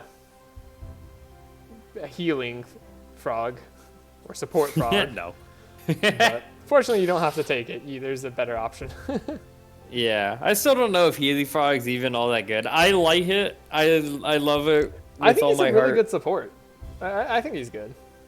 It's just I like to think so. on teams that also can just like as he can be the main healer, but I think he definitely shines on a team that has like a little bit of extra healing. Mm-hmm. Like if you had Yogur or you had Mulaka, it's totally fine. Yeah, as you can see, no way into the sewers there. You just ask the rat, or the Gustav offers to sign an autograph, and the rat declines, but it gives you 40 shards, so that's cool. Yay! Oh man, that's Wild Hunt. What a run! We are a little bit less than halfway through. Though I might do a little bit of fast forwarding at the end, depending. Let's see.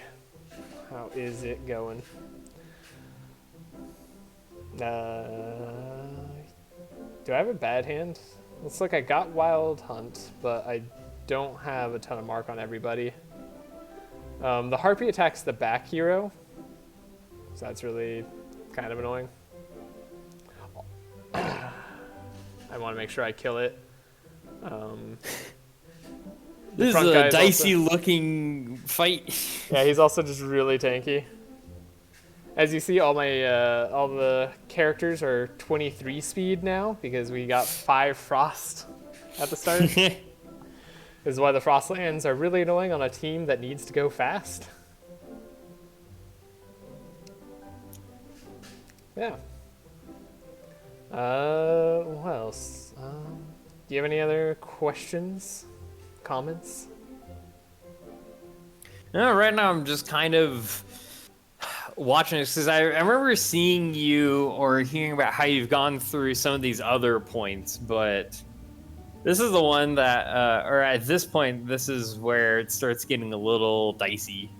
Yeah. So I'm just kind of enjoying. Also, that pothead guy has been such a pain ever since his introduction. Yeah, our clerics run was kind of afraid of him, huh? Yeah. Not a problem if you just kill him straight away. Yeah, just kill him. Just kill him. It looks like I'm opting not to because he has really good piercing resist. Sorry. That's who I was confusing the other lava elemental for. Yeah, it looks like I'm opting to leave him alive because he's just attacking and summoning a blob. So he's doing the least out of any of the enemies this turn. Makes a lot of sense to me. Volley kills 1.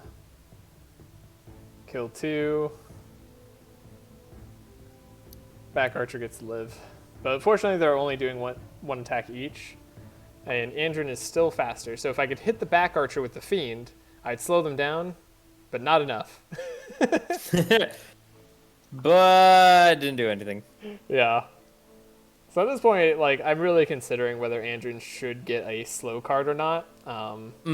If anyone else ends up attempting this run, probably by this point you do want a slow card in Andrin that can target, because he can sift through his deck really well and find it if needed, and it'll really help you in situations where you can't kill.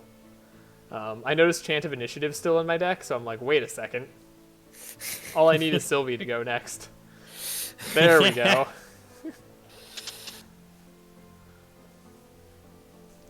So, I know that all I need to do is kill that archer, and then the rest of the team can probably kill the lava golem. But to do that, I need a card that can actually hit the back. Volley is that card. Volley is that card. But it looks like I don't end up killing her. That's unfortunate. She stealths and then hits hard. Andrew dies. I don't need to accept that. There's probably a more efficient way to do this fight. But again, a character death is not the end of the run. Even on Madness 16. As you can see, I got another Adrenaline on Andrin I'm annoyed about because I don't need it. Eviscerate would be cool, but not on the right character. I would take Eviscerate on Foals. Especially if I grab this other Adrenaline. And also, Neverending Story is not the best because it stands a 2, but it can be really decent on Gustav. So all the cards were on the wrong people. Oh man! And so here is Frozen Arrows. Now, Frozen Arrows is a Sylvie specific card because you have to go to her home to find it. I didn't know that before starting the Scouts run. I only learned it through this weird path that I ended up taking. But +1 charges on specifically a potion is really good.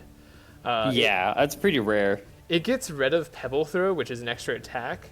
But even more important is actually the 1 frost to all monsters.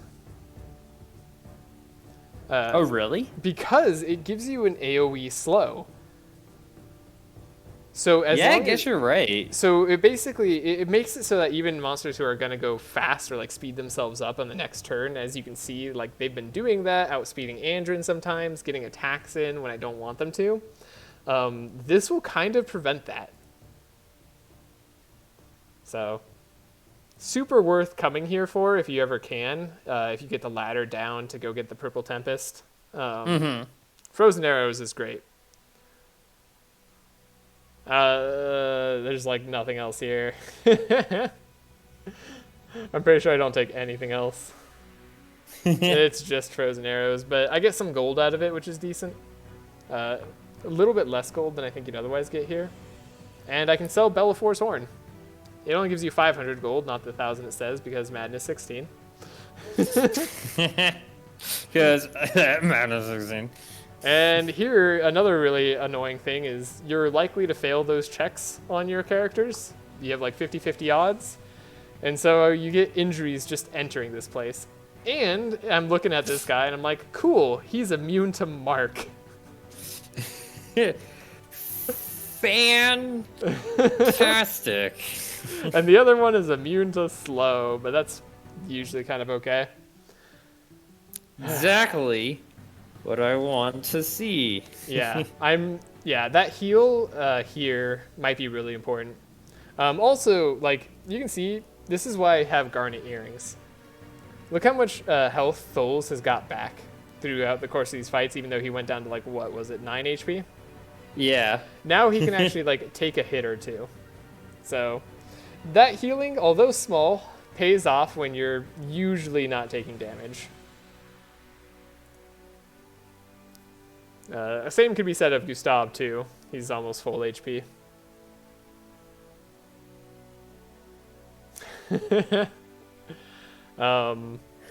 Man, are we slow. Yeah, I need to draw. So, what would you say right now that you're kind of in this, like, above halfway? Or I guess actually pretty halfway. Yeah, I That's mean, we're into Act 3. Oh, no, I guess we're not halfway. We're past halfway, because there's only 4 acts. Kinda, What would you 4.5. say feels like the game pact? Or not the game pact, the game plan. So game plan is to get Sylvie in a spot where she can AoE kill the entire team. Again, Purple Tempest will usually end up making it so Sylvie can go through her entire deck. So you can guarantee draw whatever card you want to get, which is really good, and you can make sure that you get all the energy possible out of your deck. So if you have Adrenalines, she can play them. That said, you can only have, what is it? I think I calculated at one point. I think you can have, basically as many cards as you starting draw. So 6. Unless you give her the Andrin's Inspire to go up to 7. You can only have 6 cards that are not Quick Shot. Or don't draw you a card. Otherwise, you don't guarantee go through your entire deck. Really? So, but Camouflage draws you a card, so that doesn't really count, so it's fine. Ooh, Purple Volley. And then, what's it called? Quick Shots, of course, all draw you a card. But you do have to be careful of that. As, like, I guess, part of the game plan. You have energy.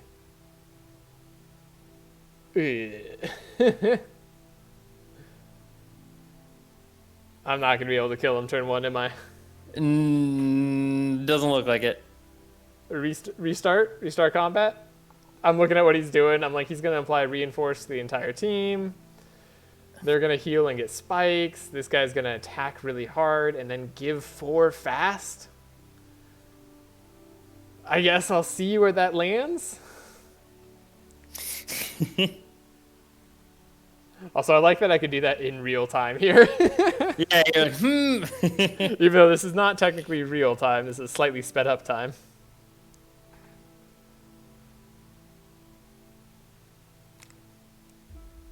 Yeah, is it okay that Andrin has died a second time? I guess this is like I think this is Andrin's, what, 3rd death in the run? Total? I keep having to remove the Death's Door from his deck. It's probably fine. It's probably fine. I do need to make sure that Swordsman dies because he's going before Tholes. He's likely to, but it's important. The Reinforce is super annoying. I kind of hate it. I am mad. I don't think I'm going to be able... Oh, but I can kill that guy because you see the frost that Sylvie's applying. So I actually didn't have to kill him because I made him slow enough. That frost. Yeah. Wow, that is... That is true, yeah. I think that was, that's something I think I either saw when I was arriving at the end. If this is the one that wins the run. It's the one that wins, don't worry. This is the correct one, I'm pretty sure. 90% sure. No, uh-oh. Yeah, I have to restart the fight. Or I have to accept 3 Death's Doors. No, I have to reset the fight because I lose here. Just guaranteed. Okay, there you go. Yep. Yeah. I need to make sure I play that right. So, this time, rather than spreading out my damage, I need to focus it all on the front guy, make sure he doesn't go and apply reinforce to everybody. That's the game plan right now. Oh, man.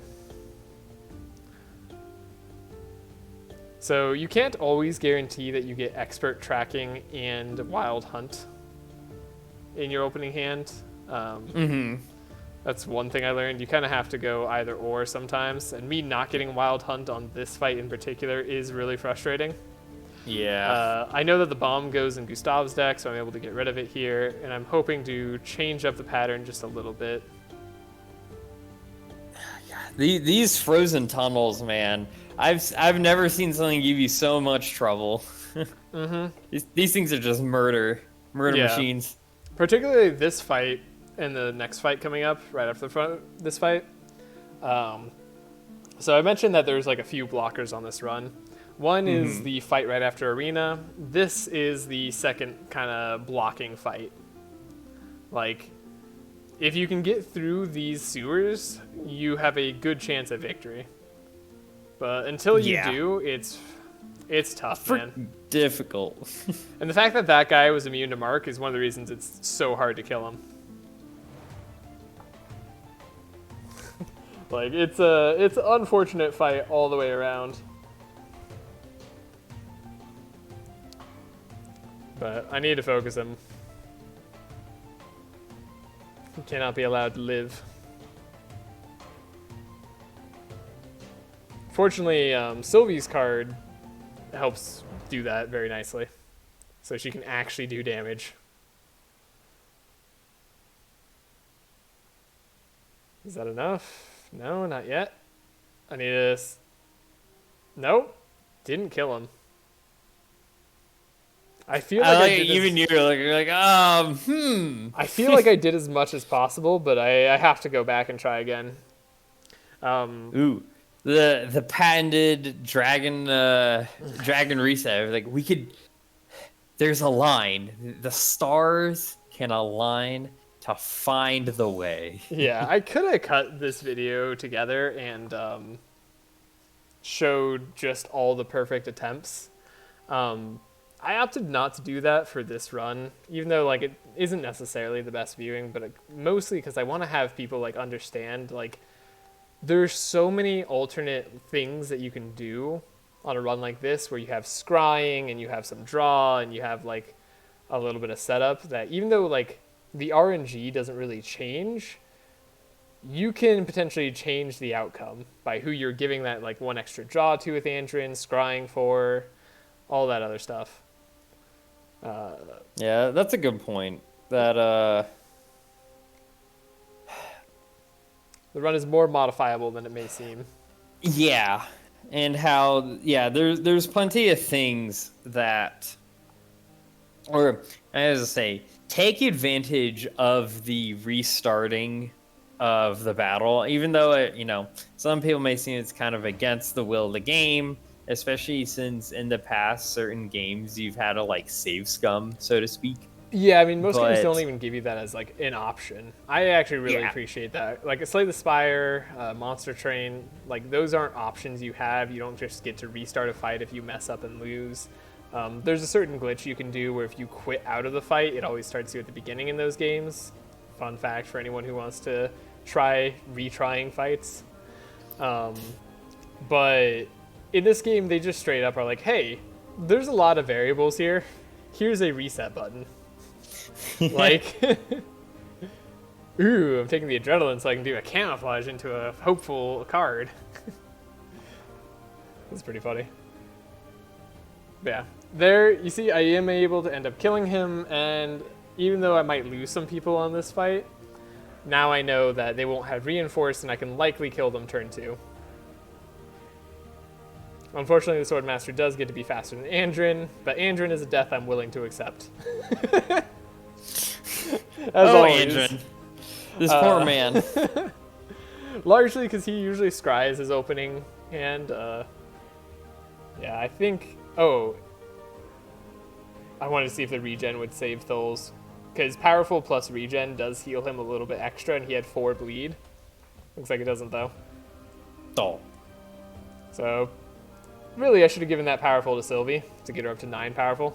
But, oh well. Oh well. 1, 2, 3. Oh yeah, unfortunate card draw. This is why you want as many quick shots in your deck as possible. In fact, Sylvie should go over the card or the deck limit because you will be drawing through your entire deck with Purple Tempest. So yeah, you want to, because there's that tax, and then also, yeah, that makes sense actually. Yeah. The rare time. Yeah, and if I had given that powerful to Sylvie right there, that Sword Master would be dead. Which looks like I have to do, and now I'm really upset because I have to do that through the entire run. I won't do too much more here. I'll skip ahead slightly because I know I have to restart the fights a little bit. Something else I can do is I know that the spider's actually dealing like the most damage, so I can focus them. So fun thing here, I actually had to have Sylvie go first.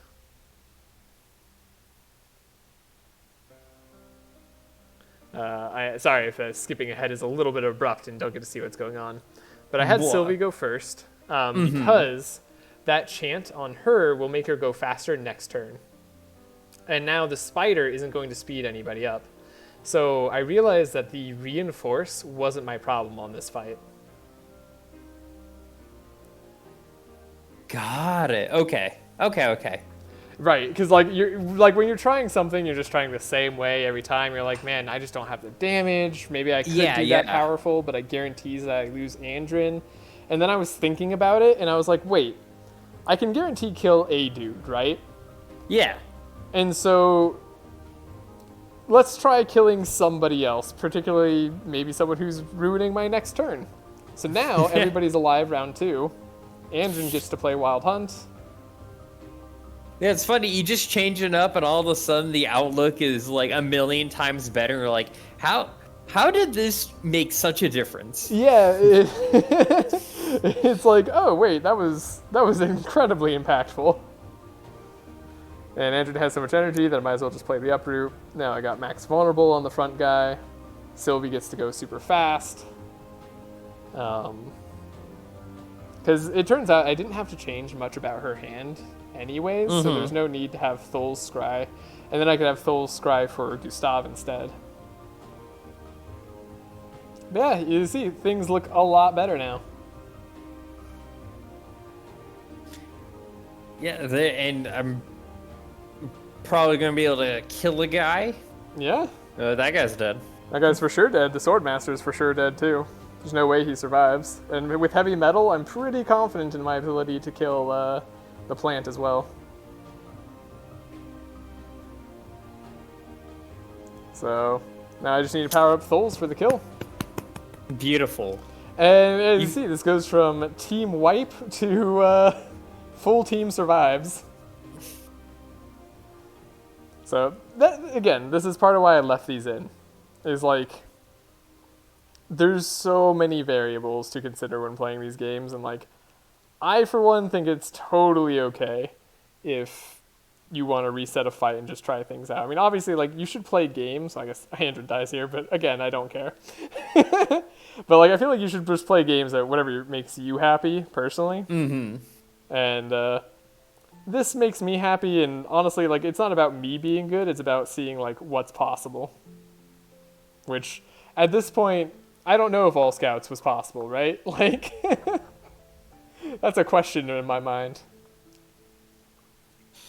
Turn 4. Riposte actually isn't a bad option. I'm giving myself a little bit of time to talk about it here. You can see that it gives you mark when you block. I'm not blocking a ton, but I do have deflects, and it does give you plus block charges, so there's a chance it pays off and lets Andrin survive a little bit more rather than dying constantly. But the other one does apply bleed, gives him more damage, and gives sharp, so like, if I want him to do something in the late game, might as well do that. Ethereal Weapons is another really tough decision in my mind. As is Hidden Hand to Deadly Strikes. Because you want to have Thul's draw a ton, but Deadly Strikes applies vulnerable, which scouts aren't doing the easiest. Double Shot is a no-brainer, by the way. That's just... you want to double your most powerful card that you're playing with Sylvie. I will say the reason that you want to do that, let me quickly switch back over to the game. Ranged attack. Can I do that here? Ranged. Did you cut out? Did I cut out for you at all? Or are you still there? No, I'm still here. Okay, I just want to make sure doing that didn't do it. So the end goal for Sylvie is to get Rain of Arrows. Which makes, absolutely. And then you want to double the Rain of Arrows, because doubling Rain of Arrows is just as good as doubling a volley and then playing a second volley on top of that. So you play 3 volleys total. Mm-hmm. Whereas Rain of Arrows, 1, I believe it actually does slightly more damage than volley. Yeah, it does. And 2, gives you the same thing, but for 2 less energy total. And because you're drawing through your entire deck with Purple Tempest, that's the goal. So, let's switch back to the gameplay now. And I'm looking. Do I want that hidden hand? Gives me powerful and refills my hand. And then ethereal weapons versus encore. The reason you might want encore is to double up on giving Ode of War so that you can have max powerful. It does give a little bit of regen too, which is nice. Ethereal weapons gives any hero mind damage, which is empowered by Sharp at this point. But that doesn't benefit from the sight piercing resistance reduction. So a little bit of bombo there. And you don't get the ethereal knives until your next turn. And because we're trying to kill turn 1, it's hard to justify. So I end up going for the doubling of a song. This one, again, is really difficult because more damage on deadly strikes and vulnerable, but hidden hand means that you just play so many more cards. So I'm pretty sure I go hidden hand here, if I remember this run correctly. Because, again, make sure you're at 10 powerful if you weren't already as Tholes, which usually you are. But that plus 3 energy. You want to make sure if you're not being 10 powerful with Tholes, what in the world are you doing? Yeah, so like you're usually doing that, but hidden hand, just drawing 5 more cards in a turn. Again, Tholes is a really good carry when you play him right. So, yeah. And this isn't. I just don't like him. Yeah. My choice here is I could go to the Advisor's Story, which this can get you a torch, or you can learn the secrets of the Rat King and not have to pay health to get Tempest. The torch is helpful for healing before the dragon fight, which can be somewhat of a challenge, especially if you don't want as much frost. I thought that maybe it didn't give you as much frost, but it's kind of bad. The problem is that you give up on getting the key that you can use to go to the middle of the arena on Act 4 and open the super chest. And that is to the right. So basically, the left path is a safer way for getting through this act currently, but the right path gives you a better chance at winning the run total. Is a good way to look at it. Mm-hmm. So here I go for the right path and get that key. Now removing a card, and I'm like, wait, no one's immune to Mark. I'm faster than everybody, even though that guy's immune to slow. They're only adding a blob, which means if you kill them, adding a blob doesn't matter. So here I opt for the removal of a card because not having death's doors or injuries in everybody's deck will make it so much better and save a ton of money. I legitimately think it was worth it to risk losing the run on this very fight.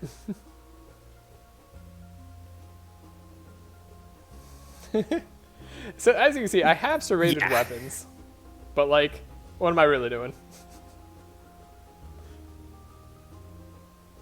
You gotta play serrated weapon. I don't even play it, right? Like, there's no point, and I don't have the energy. So, yeah, Andrin's got a weird deck going on.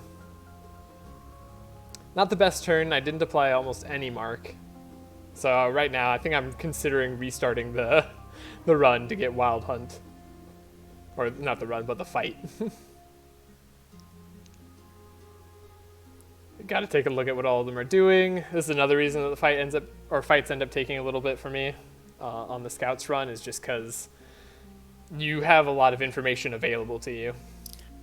Yeah, but that's the problem. It's a lot of information, but you don't draw a like you draw a lot of cards through cantrips, but it's not just like, oh, you draw 10 cards, you have 10 energy, kind of go for it. It's like, all right, well, if I get rid of this card and then cantrip into this gives me this outlook.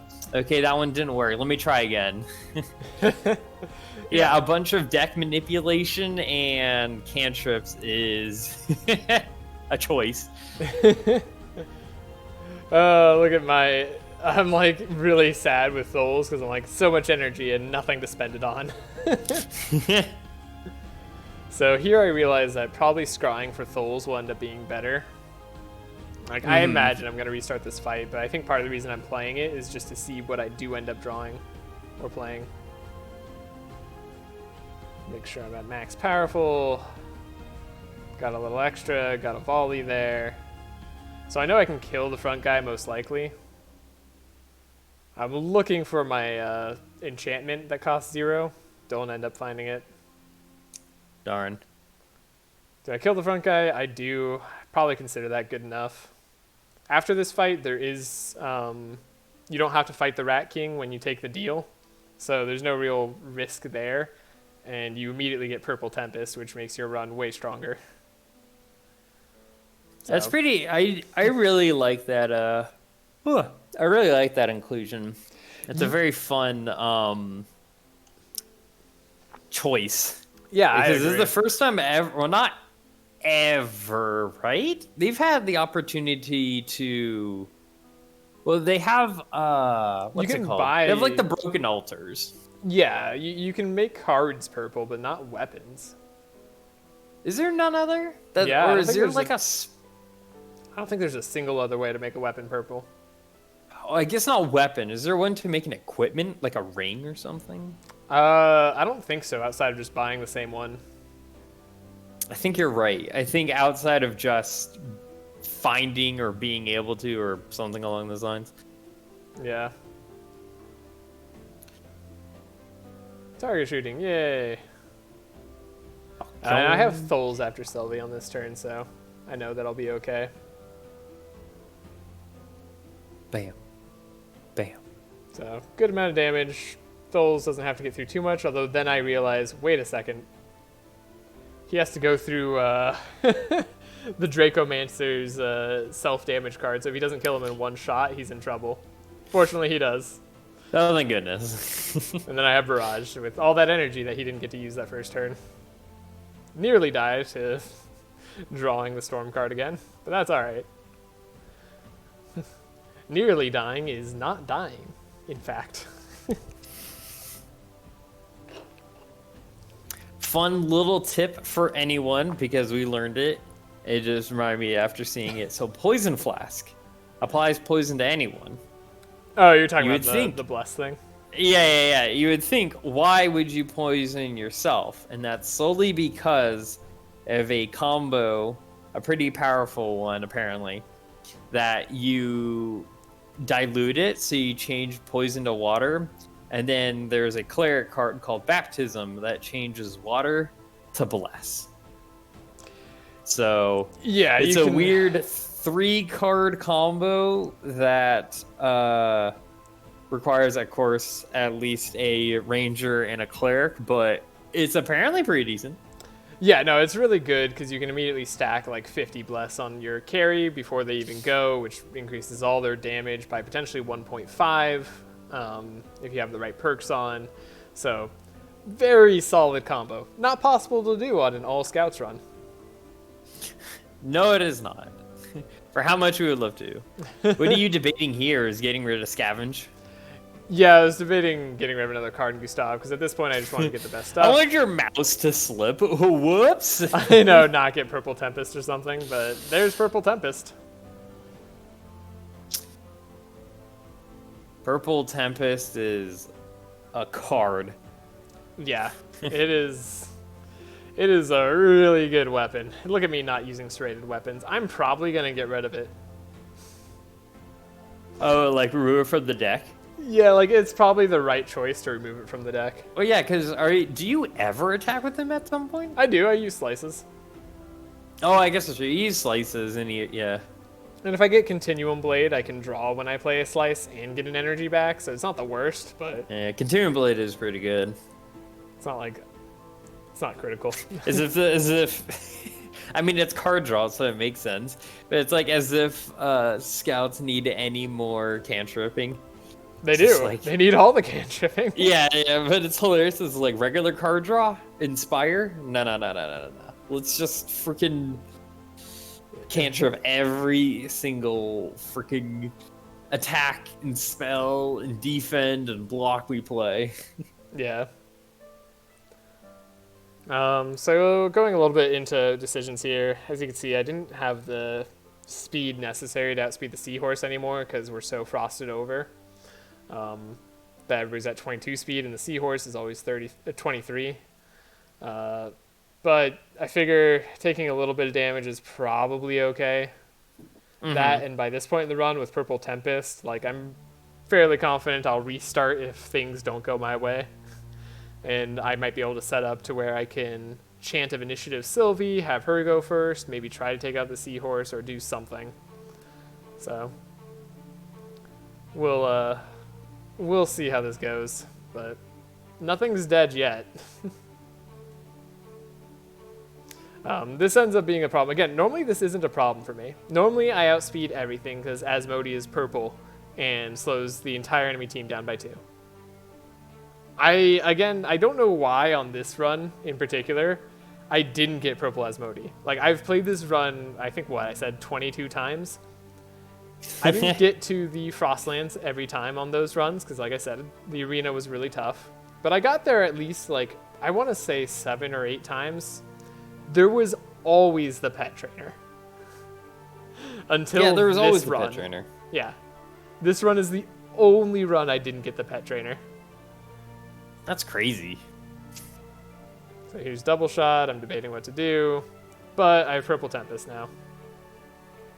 Double shot is another really big addition to this run. I should also add that. Ooh, I want that extra stealth damage. Get that extra energy. Oh yeah, this guy doesn't really do a whole lot of attacks, so I'm not too worried leaving him. In fact, I don't think he does a single attack. Yep, he just sets up the entire team. The downpour beaver. Yeah, he actually does baptism, which is kind of cool. He does it for his full team. But What a nice beaver. not gonna matter when your full team is dead, and you're gonna die before you can play it. So, yeah, as you can see, Sylvie is also getting up to 50 sharp now. Now she doesn't start with 50 sharp at the start of her turn. But I'm no longer going to be empowering her with Sharp because I figure the damage is better spent on Tholes and Gustav, who are also trying to turn into carries at this point. Now there is Fan of Knives. What a Finally. I know, right? Jeez. I'm like, man, do I take another Ode of War? That's nah, I don't need it. I need Mark. I'm happy to see Fan of Knives. Battle of Conquest, normally really great, especially with support Gustav, but stanza 2. So, makes it so you have to play it turn 2 unless you get a purple card that gives you a stanza 2. Which is unlikely. Here again, you actually get a benefit if you rest. I got unlucky. God, you are terrible. My luck this run was pretty rough outside of stimulant pills and the cloak. Like, honestly, Like the item's great. The rolls and the cards, I would go so far as to say that my items weren't really great outside of Andrin's speed items that were, like, basically necessary for this run. yeah, but somehow this is the one. Well, I think my luck for everything else, like, my luck for these on the other runs, actually ended up being way better. This was relatively unlucky on these events. But it just goes to show that that's not necessary, I guess. Now, starting with 50 mark on the dragons, pretty good. That's exactly where you want to be. He also has 6 vulnerable, so that find weakness only applies 6 sight. Which is a little unfortunate, but here I can give Sylvie powerful. I don't give it to her again because she has the lava ring. So she's going to get up to 9 powerful anyways, and I'd rather give it to Tholes. I don't think I'll have to restart this fight because I'm pretty sure the dragon doesn't kill you turn 1. And I think we might be able to kill the dragon turn 1 here. Mm-hmm. Also, Thul's again having 5 energy at the end of his turn. I really need that opening hands card. Ooh, do I take Rain of Arrows or better Rain of Arrows? Or better Rain of Arrows. No, I take better Rain of Arrows because I know I'm going to be able to draw into energy eventually. Just because that's what Purple Tempest and Scavenge and all my other cards let me do. That makes sense. And that little setup there, you can see, is also really helpful for that. And I know I can double shot that Rain of Arrows. In fact, I can double shot camouflage that Rain of Arrows. So this is, you get to see it right here a little bit early. This is the end goal, is being able to do this. Beautiful. So, yep, kill dragon turn 1. Again, Eviscerate and Barrage are on the very wrong people here. Pause right here. Mm-hmm.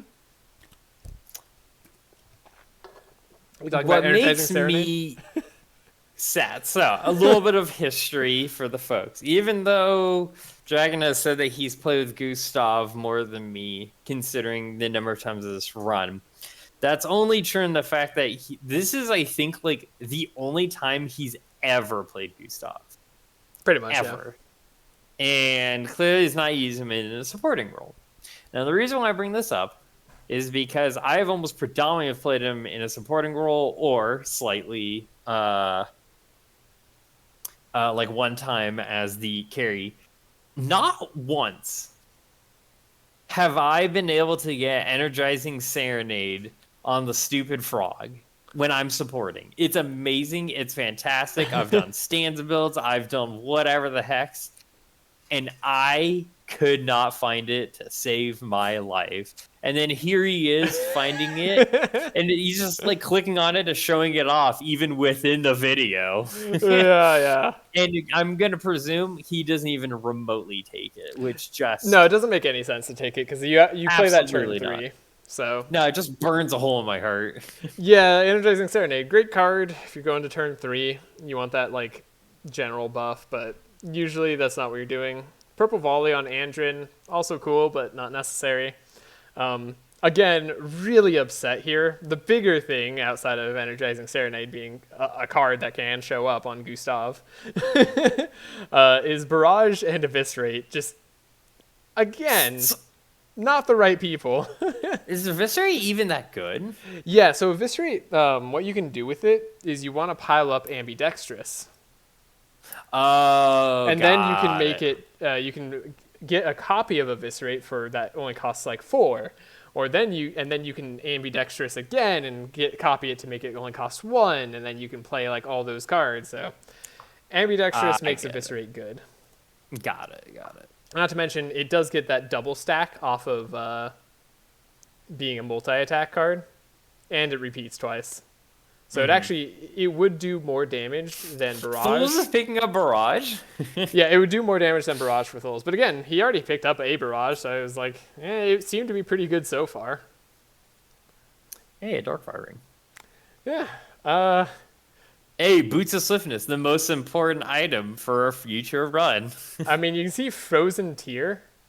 I'm actually, like, because I'm applying 1 Frost to all enemies, doubling up that Frost and playing 5 ranged attacks at least will make it so all enemies' speed is reduced by 2. So... And you have no... Wait, how do you still have no ring? Oh, because you sold your ring. I had to get rid of my ring, yeah. Or give it. Yeah, give my ring to get the purple Tempest. Yeah, I was like, how did you go this far without a ring? Duh. Yeah, I'm thinking about who's going to take Advanced Handbook, reduce the cost of a skill by 1. I don't know if it ends up being Thul's or Gustav. I feel like it would be... You both have goggles, yeah, for the site. Yeah. So that should save a little bit of energy. Is it, yeah, the man that's been ending with 5 energy. I mean, you might as well. And there's the key. I want to take the middle path. And here we go. Now, I get really lucky here, and there's a Sapphire Ring available. There's also Stimulant Pills available. Sapphire ring, one of my favorite items in the entire game.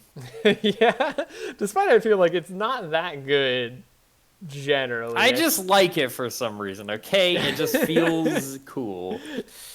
But yeah, so this is a lucky run because now that I have purple stimulant pills, I get to have enough speed to outspeed the final boss with all my characters because it gives you +2 fast charges.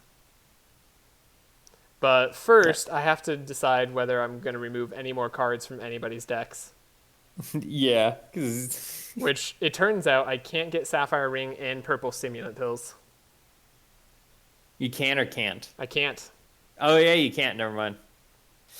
Stimulant pills is definitely worth it over Sapphire ring. I know, I just really want Sapphire Ring for Sylvie, although the frozen tear thing is kind of nice. But Sapphire Ring is such a hard card to pass up. So talk about an item we've like never used. Stimulant pills? Yeah. Yeah. Well, This I will guess also it's let me... also it's like we've never done like an evasive build or anything. Yeah. I mean, this will let me clean up my deck a lot more too, which I really need to do because all my characters' decks are getting bloated, especially Thol's. 24 cards is not where you want to be. I mean, technically it's 22, but yeah. So Song of Celerity now gives 4 fast. That's crazy. Yeah. That will be applied to the entire team who has a base speed of 18. So they'll all go up to 26 speed. Very, very importantly, this means that they will be able to outspeed the clones of the final boss. What speed are they? 25? I believe they're 26 or 25, yeah. Oh, I don't think we've ever done that. Yeah, so Andrin will outspeed them naturally, and normally that would be fine enough because you would just apply slow to all of them with purple Asmodee. But on this run, I couldn't do that. Oh, yeah. Here I'm getting rid of my volleys because I'm going to make the switch. By the way, all these card choices that you're seeing me make is based off of many runs of trying to figure out what I need. Your audience, do not fool yourself. Dragonude over here is not like such a wizard at this game. He can just be like, oh yeah, I know this done. Yeah, I need a lot of trial and error. I'm getting rid of Sylvie's starting card because it just doesn't fit into my energy. So yeah, that's the deck. She has. I'm still surprised you got rid of Falcon Shot. 8 energy worth of cards. It's only 3 sharp, and like that's not that much at this point. But isn't it also a range attack? So isn't it? It more? is, but it costs 1 energy. I guess. I mean, I guess that's the thing is if you have infinite draw.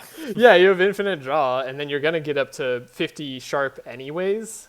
Like getting there 3 faster just doesn't seem like that important of a thing. And the bleed and sight is not worth it. Yeah, doesn't really matter that much. Now here with Andrin, what I really want to do is make sure that I'm getting wild. Like this is where I start taking the run very seriously, and I start thinning out more aggressively. Thol's deck doesn't matter as much. I want him to deal good damage, but I should make it efficient too. I like Double Strike because it's a melee attack. I like Fan of Knives because it's a melee attack. I know I don't have enough energy for really both barrages, kind of. But that might change, so I end up removing it anyways. Because I want to make sure that I can play all my cards. And it's gone, yeah. I want to change Fan of Knives over to benefit from Sharp potentially. That's a really tough choice. And here, it makes sense to edit Gustav's deck so he can start sharpening up himself because we want him to start carrying. And Sylvie doesn't need it anymore. Although sharpening up Thol's is still a really good idea. But here's Andrin. Andrin, you need to fix your deck. I know I need to get Wild Hunt every turn. So, it's crazy that yeah, we don't need to give Sharp to Sylvie anymore. She's like, I got it. I have a super bow. Don't worry, I'll sharpen myself. But I'm having a really tough time figuring out what cards to get rid of because like all of these cards are kind of situationally good. I figure I don't need Uproot anymore because my real problem is going to be big enemies that I can't take out, and I have a Find Weakness, which will stay in the deck, and I have a Hunter's Mark. Yeah, and also there's no more. I mean, there's some thorns, but it's not nearly detrimental. Yeah, and usually if I'm killing everything, that shouldn't matter. Mm-hmm. So here, that guy's immune to sight, that guy's not, so I don't care because Choice. I'm going to kill them all. Every time they're playing a meteorite. Now, am I confident enough that I'm going to kill them all? I don't have any money, so there's not really any point in taking that.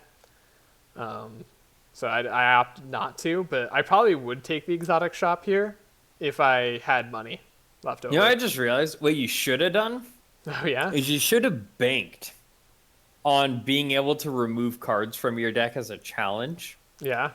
and bought That the energize item. ring? Yeah. Yeah, the energize ring, and then everything would be perfect.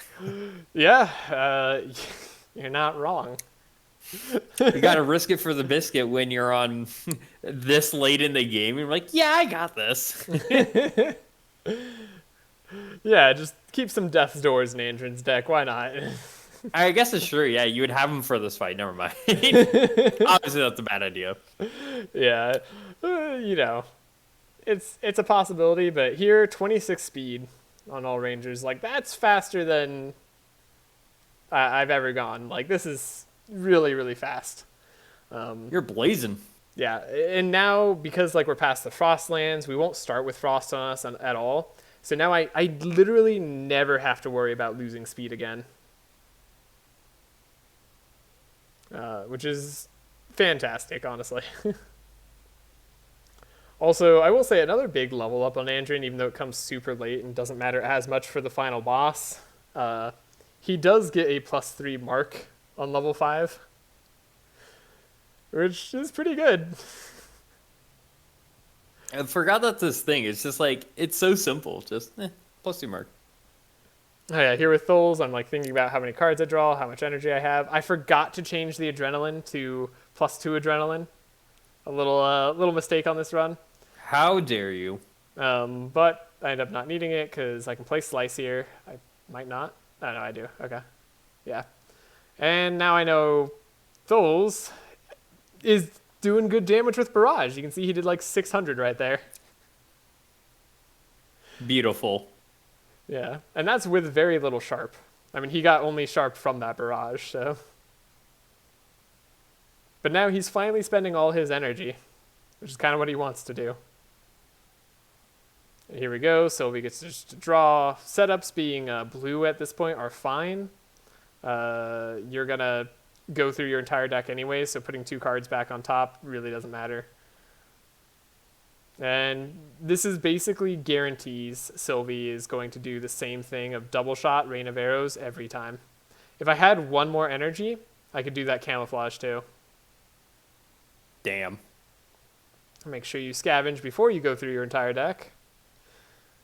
And we leave 1 left alive. So yeah, having that 2 extra energy really would have made this fight easier. I would have taken no damage instead of a little. Still, I was definitely seeing where this this team comes around. How different do you think this would be if you didn't get super stimulant pills? Well, it wouldn't matter at all right now. Also, man, look at all these interesting options. I'll answer that question right after this. Mm-hmm. So, Smoke Bomb. It's a pretty tough. So, Neverending Story 1, really cool card, but is stanza 2. So I'm really debating whether that'd be worth it or not. I don't think it is. Smoke Bomb, purple, giving 4 stealth to all heroes. Seems like it would be really good because that's 100% extra damage to everybody. However, usually the scouts aren't super damaging at their first turn. Like Sylvie doesn't have 50 sharp to start out with. She has to ramp up to that. So it won't really impact her first attack that much. Tholes, he already starts with some stealth, and so to give him a little bit more, but his first attack usually isn't the most impactful anymore either because he has set up cards as well. Same with Gustav. So yeah, it's It could be worth it. I'm really not sure, but nah. Also, I love getting this like upgraded barrage on Andrew, and I'm just like, ha, what a joke. I love smoke bomb. But yeah, I really am thinking about that smoke bomb. Plus, there's the off chance that you can use it to survive the final guy. That weapon cache is the wrong one, but it's pretty worth it. Because Tholes has energy anyways, and just giving him 3 more attacks usually, at least usually they're attacks and not poison vial. Sometimes they're poison vial and it's very sad. Mm-hmm. But yeah. Look at this. Dude, 6 fast charges. I feel like one of the enemies who's applying 6 fast. I don't think I've ever applied that much. But you said how different would this run be after stimulant pills? That was the question, right? Yeah. So if you didn't get purple. If I didn't have purple stimulant pills. Okay, purple in particular. Because, yeah, I needed purple in the Frostlands. That was for sure. Mm-hmm. 2, if I didn't get purple. I mean, again, I don't think purple stimulant pills matters at all until the very final fight. So you'll be able to see there how much that fight is kind of impacted. But I think they ended up being a really big asset. I wouldn't say that they're necessary. But it definitely does change how the run goes, specifically with the final fight. Yeah, specifically on this run with the final fight, definitely. Like, it's super worth having. Yeah, it's hard to say, but like I've not had purple stimulant pills, and I've been able to get to the final fight before and do fine enough. Like, it's not the end of the world. Usually though, that's because of Asmodee being purple. So I would say you want either purple Asmodee or purple stimulant pills. I thought purple Asmodee was guaranteed. It's funny that the run that wins, spoiler, the run that wins is the one where we just somehow don't get a trainer. He was on leave. Yeah. He was on paid time off.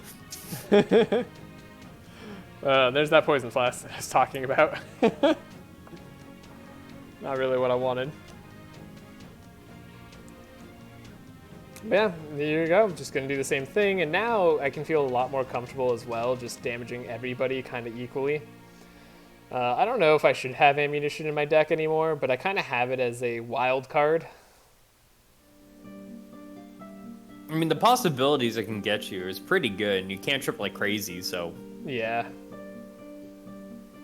But here we go. I don't even need 50 sharp. I just am fine. Kill everything. And that's the goal. We've now gotten to the end goal. Usually by Act 4 is when you want to have everything working out perfectly, because the monsters here don't joke around. No, they do not. Also, fun fact, Tholes has a little thing here where you could potentially pick the lock. Now, Tholes getting a purple barrage is hilarious to me. This one is when monsters deal damage, which I'm like, ha, monsters won't deal damage, so that doesn't matter. And I don't think I need the upgrade for anything. So, Is this man about to get his third barrage? Yeah, he already got rid of one of them too. Oh, you already got rid of one, okay. Because, yeah, I got rid of it because I took the upgraded one because I knew I'd get rid of it in the next town. So I was like, might as well not have to spend shards on upgrading it. But yeah, I go for the purple barrage because honestly, it's been a good card for him so far. It's not the card I would personally choose for him if I could choose, but so it goes. It was certainly a card. Yeah. Oh yeah, I'm like, who do I powerful now? I'm like, is there a chance I could let this guy go, and what would he do? No, I can't let any of these guys attack. I really can't. So the evasion isn't a factor here. Ooh, I'm giving it to Tholes. So yeah, you can see I'm kind of prioritizing Tholes' deck now. Yeah, I should get rid of that sneak peek. I was going to tell myself that in the past.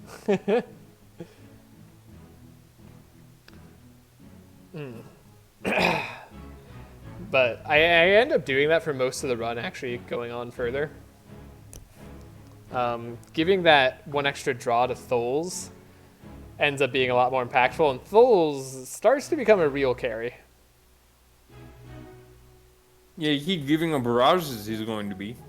I mean, he keeps finding them. It's not my choice. Ooh. That's true. That was a clever play. Oh, keep the setups?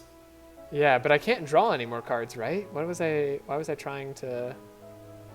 Oh, I'm not tracing... Okay. I think I see what I want to do. Were you tracing just to see? Yeah, I was tracing just to see where things were. Because I want to have the Black Talons and the Hidden Hand. But those are both near the bottom of the deck, so I'd have to scry really aggressively. And I think I'm going to need it for this fight because these guys all have a ton of HP and the front guy is very tanky. But I really can't afford to let them hit me. Also, I didn't get Wild Hunt at the start, so I kind of knew I was going to have to change things up anyway. Yeah. It was like, no Wild Hunt? Uh-oh. Yeah. It's not a ton of mark, but it's some. Get rid of that slice. See where things are. Yeah, I really wish that Gustav ended up getting Trace. Yeah. In retrospect. Did you buy one? Could you have bought one from? I could. Yeah, I could have bought one. Yeah. But again, the Trace that starts in your opening hand is not innate. Or sorry, it only targets yourself. Sorry. Oh, so that's what... So yeah, the purple one is just so freaking good for that reason. Yeah. So now, because I have Deflect, I know that I can scry for myself, do setup, and this is me experimenting with those and like trying to figure out how to make his deck work better. So you can kind of see the starting signs of that. Or like I'm kind of learning. I'm realizing, wait, I can do a lot with this guy. He's at 10 powerful, so he's doing pretty good. I have so many more ways to get powerful because both his cards give powerful as well. But Tholes can do a good amount of damage. Unfortunately, I couldn't get Black Talons, but this turn ends up being a good bit more damaging.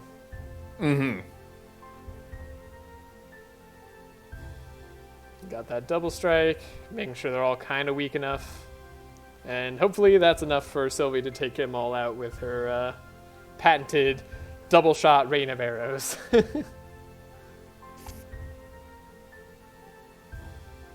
It was really rough only having one adrenaline though. And that's the one I bought. Yeah, you never found it. You never found a single one ever. Would you have picked it up if you could? Absolutely. I was picking up literally every quick shot and every adrenaline I could find.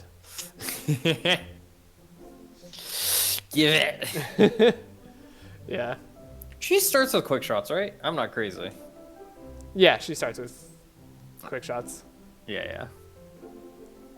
So, by the way, slightly more efficient play there. I did mess up. It would have been more efficient to play the... oh, there's Barrage, finally. I'm like, thank goodness. Even though it's not upgraded, it's still really good. Oh God, what was I about to say? I don't know, not important. We're talking about quick shots? Quick shots. Hey, Purple Pandora's Box. So here's why it's good to go to this place. Because you get legendary items like almost for sure. Now, if I didn't have the speed necessary on Andrin before, I certainly would have it with the Amulet of Speed. But at this point, I'm not worried about Amulet of Speed. Because I know Andrin is faster than everything. But this is a really good pickup. So the cards I think I want here is Mountain King, because it's actually an interesting ring for Andrin, and I know he's fast enough. It'll give him plus 40 HP, making him a lot more survivable. And he does have 2 deflects, making sure he literally never has energy problems. Because that's been an issue he's been having. You know, that's been yeah. Well, it means that I can I'm more likely able to get rid of adrenalines now. That's true, though. Pandora's Box is a really interesting one. Now, plus 25 HP on a potion is just solid. And having a kind of wild card of what cards you can choose and put in, I think is worth more than Clairvoyance Scroll applying Sight to all enemies. Especially because those, or Gustav doesn't really have Sight charges increased. So, I take Pandora's Box here. That also makes sense, because I don't think he has a lot do of... I? No, I totally do. Oh, you do clairvoyant scrolls. Nah, I don't.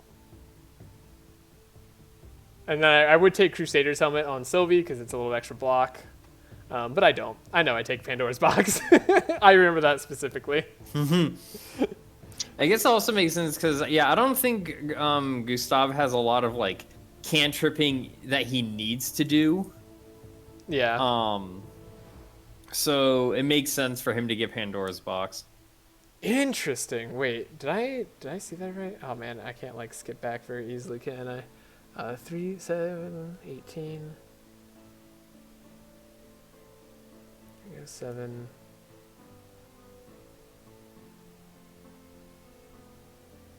Are you trying to see why? Did you not pick up the helmet? Yeah, I'm trying to see why I picked up the helmet on Tholes and not Endless Bag on Tholes. Mm-hmm. Because I figured that would have been way better. I know I didn't pick it up on Sylvie because that would have been hard. There I get a few more extra shards. Cool, all damage, storm to monsters. So I can take this fight for free because I'm going to kill everything first. And you don't do any electric. Well, yeah, and they don't have any extra resistances, so... Yeah, I actually have to use the restroom one more time, but you can, watch this fight. It's kind of the same thing we've been doing.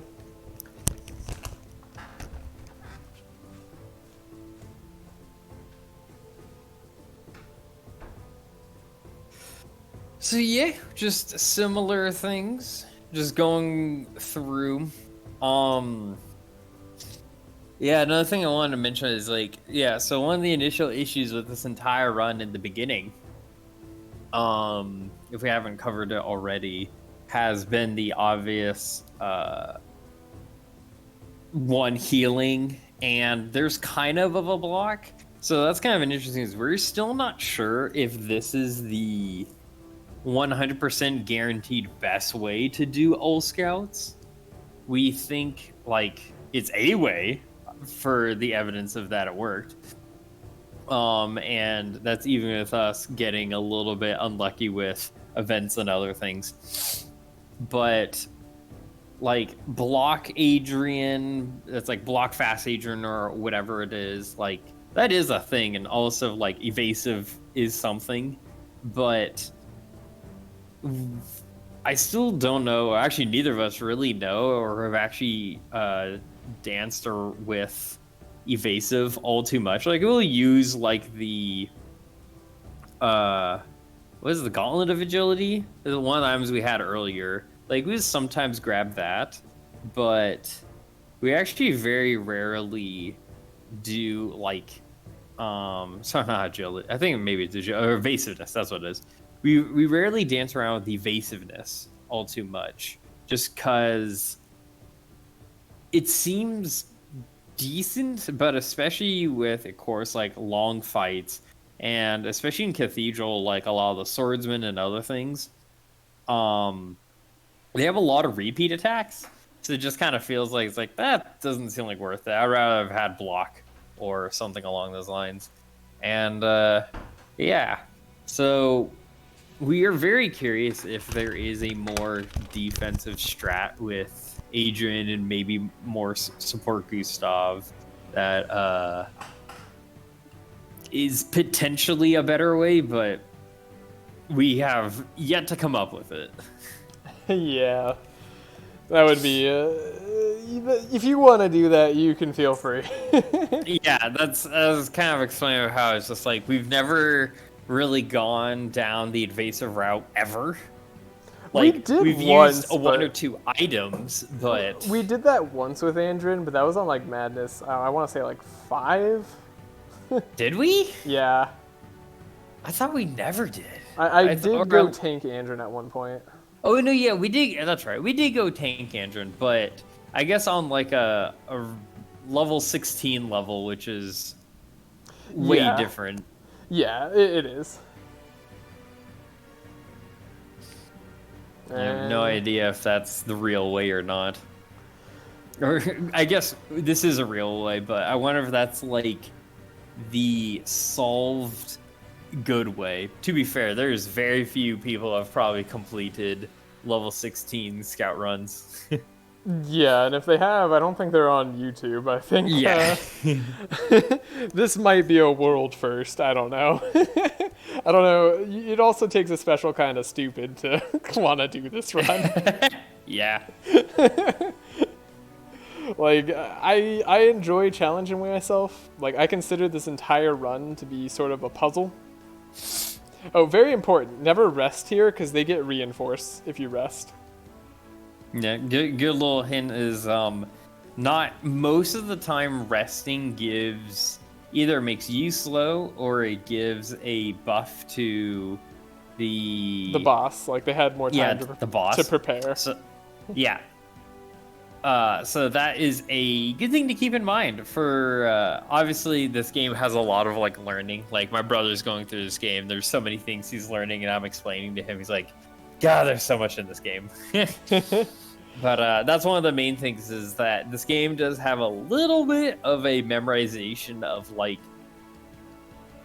what events actually do, and resting is with bosses, especially a big one.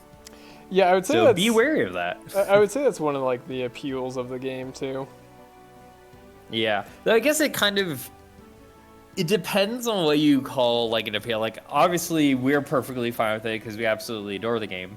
But... yeah, like I would say if you don't like that, this probably isn't the right game for you. Yeah. Hey, look, Andrew not having energy problem with those defense cards coming in clutch. So here, Wild Hunt was literally the bottom card of my deck. But yeah, like this run requires a lot of knowledge about the game.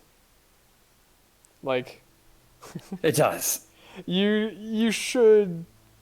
need to know a lot. I mean, that's kind of the true of most roguelites.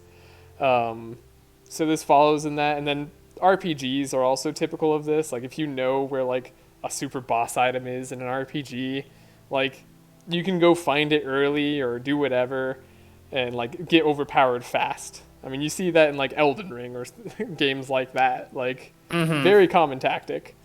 So it shares a lot of similarities with that, but that's weird to have, I would say, on these sort of like it's not typical of the deck builders like Slay the Spire or Monster Train, because like this game is trying to be a roguelike deck building RPG,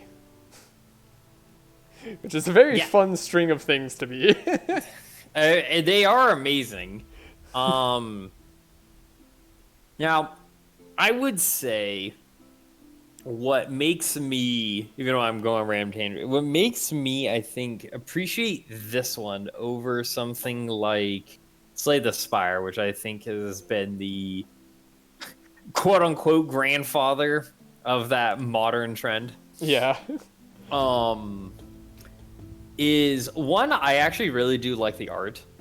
But in particular, I think it is the team composition, even though it's pretty standard, like, you know, kind of fantasy. I think there's something uniquely enjoyable about the fantasy tag team, almost Lord of the Rings-esque. You know, this is kind of far from Lord of the Rings, but that was kind of the one appeal I didn't entirely like with Slay the Spire. Was one, I wasn't the biggest fan of the art, but that's whatever. But I also felt like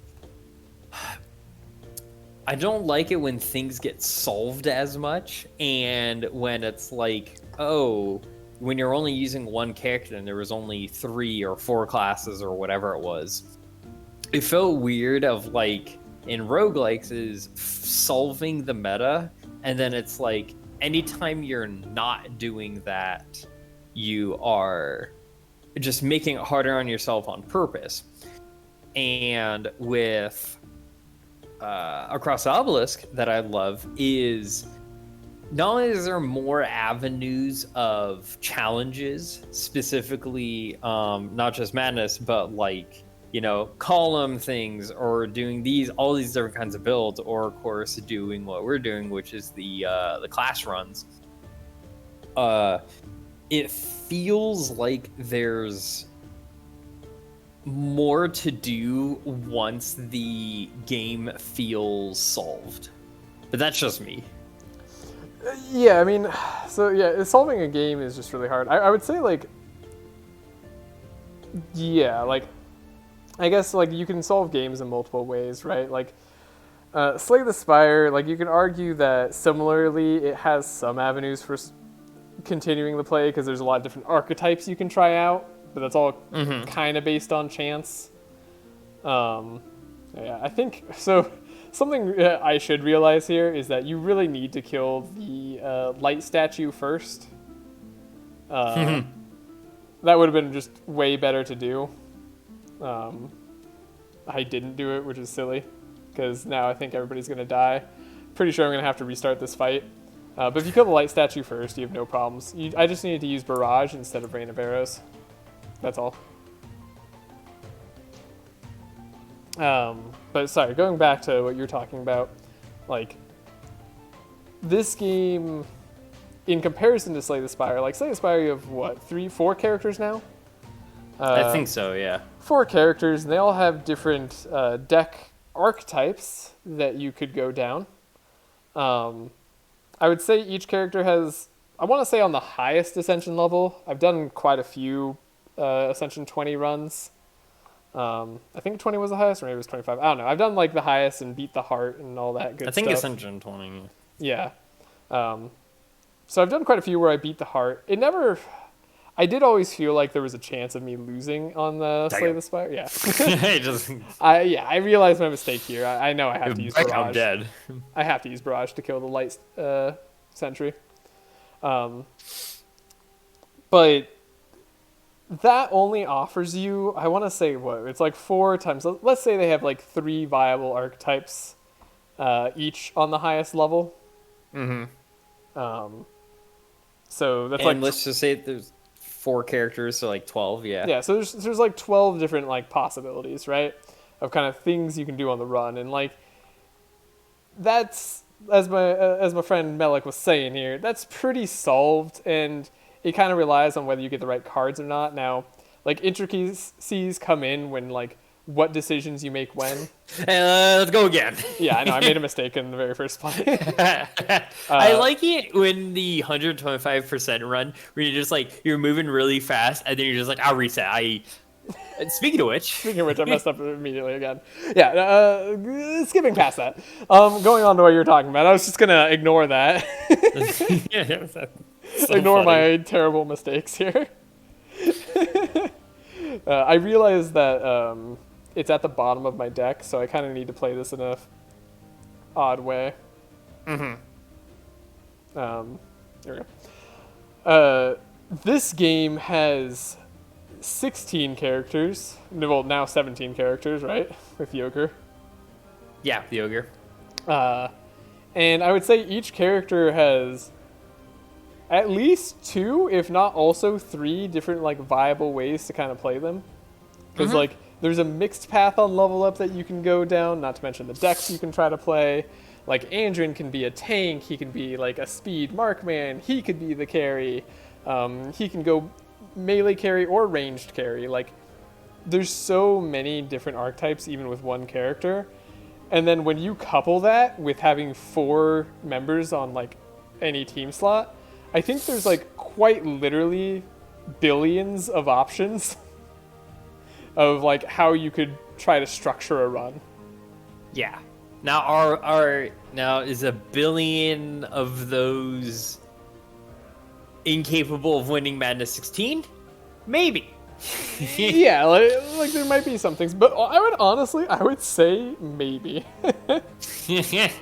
Although I will say, like, Madness 16, right, being a high challenge level is good, but it still leaves you with, like, you probably have, like, I would say that you probably have 1 million viable options for defeating Madness 16.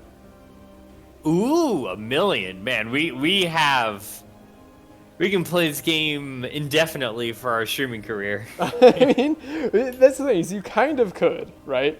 Now, I Yeah. think, like, the hardest among those, like, it's hard to say, because you could either, like, you could do a challenge where you make your dex bad, although that's not as appealing to me. I'd rather, like, try to utilize characters to the best of my ability. No, yeah. Or you could do, what was I going to say?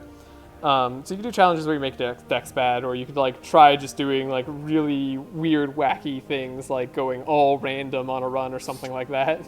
Yeah, or kind of do like, which I think I saw someone do, I don't recall, is like they have a mod that randomly builds the deck.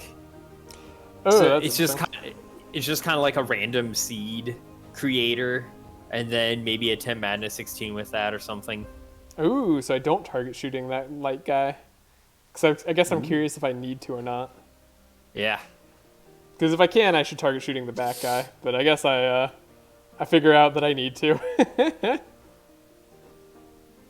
And he's dead. Anyways, the run should be very winnable from here. Should be. Now I'm just putting a barrage on top because I want to play it next turn. If I get the energy, which I don't think I can. Which, fun fact, by the way, unless there is whichever one you click, who knows? But when you put multiple cards on top of your deck, it seems random. Yeah, at least I haven't figured out exactly how to put the right card on top. Like you'd think it would be the first one you click, and then then the second one would go on top, but Oh yeah, or it's vice the versa. left to right. Right. You'd think one of those would work, but yeah, I Nope. haven't really figured it out yet. I don't know if it is random or not. But here I should be able to get him up to 50 mark because I realized I shouldn't have played Wild Hunt the first turn. I could just do this, get him up to 50 mark. That makes him a lot easier to kill. We don't have to worry about attacking him. This should be fairly easy. But funny how like just that little bit of a reset there. I mean, I know I reset like twice more with Andrin just because I messed up his his run immediately, but that was just silly misclicks, honestly. Like these little changes end up making such a big difference. Go from a wipe to a win. But that's kind of like the theme of playing with the Alpha Strike team is you're going for on that razor's edge. Oh, I had to see if I could survive taking dark hits up to to 25. Oh, that's why I kept ammunition on top. It was because I wanted to see if I could draw a damage card, which I did. I know my deck is entirely quick shots, rain of arrows, and barrage at this point. So, ammunition ended up helping.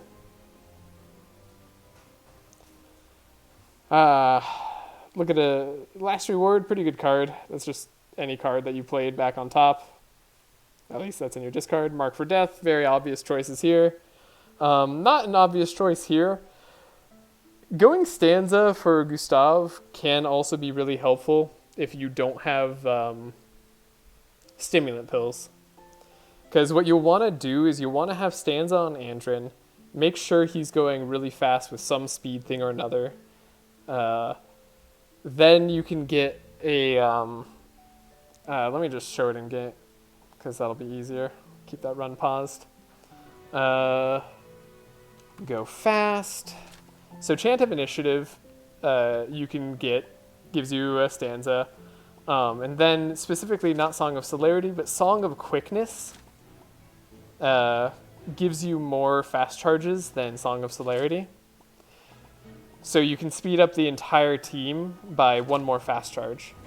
So that's the combo that you want to do if you need that extra speed. Just in case you are sure. Alright, so I end up going Choir because Wild Sleeves, I don't have any small weapons, so might as well.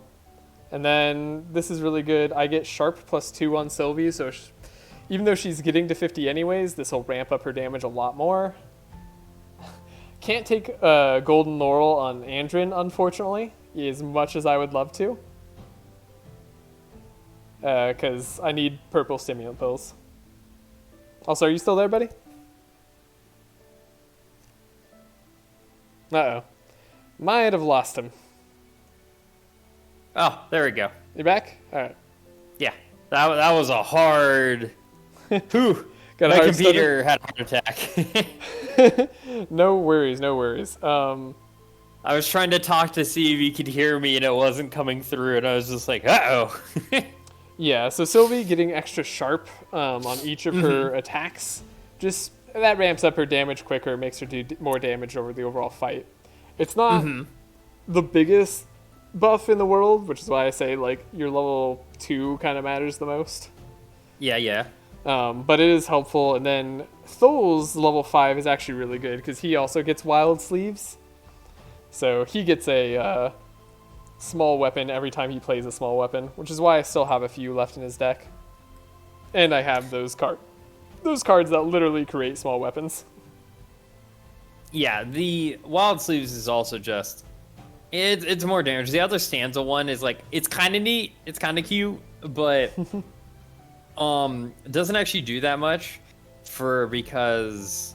For anyone that doesn't know, stanza gives you mind damage 1, 2, and 3 on its levels, and at the start, if you get it round 1, at the start of round 3, you have an extra energy. I took the stanza thing on Gustav.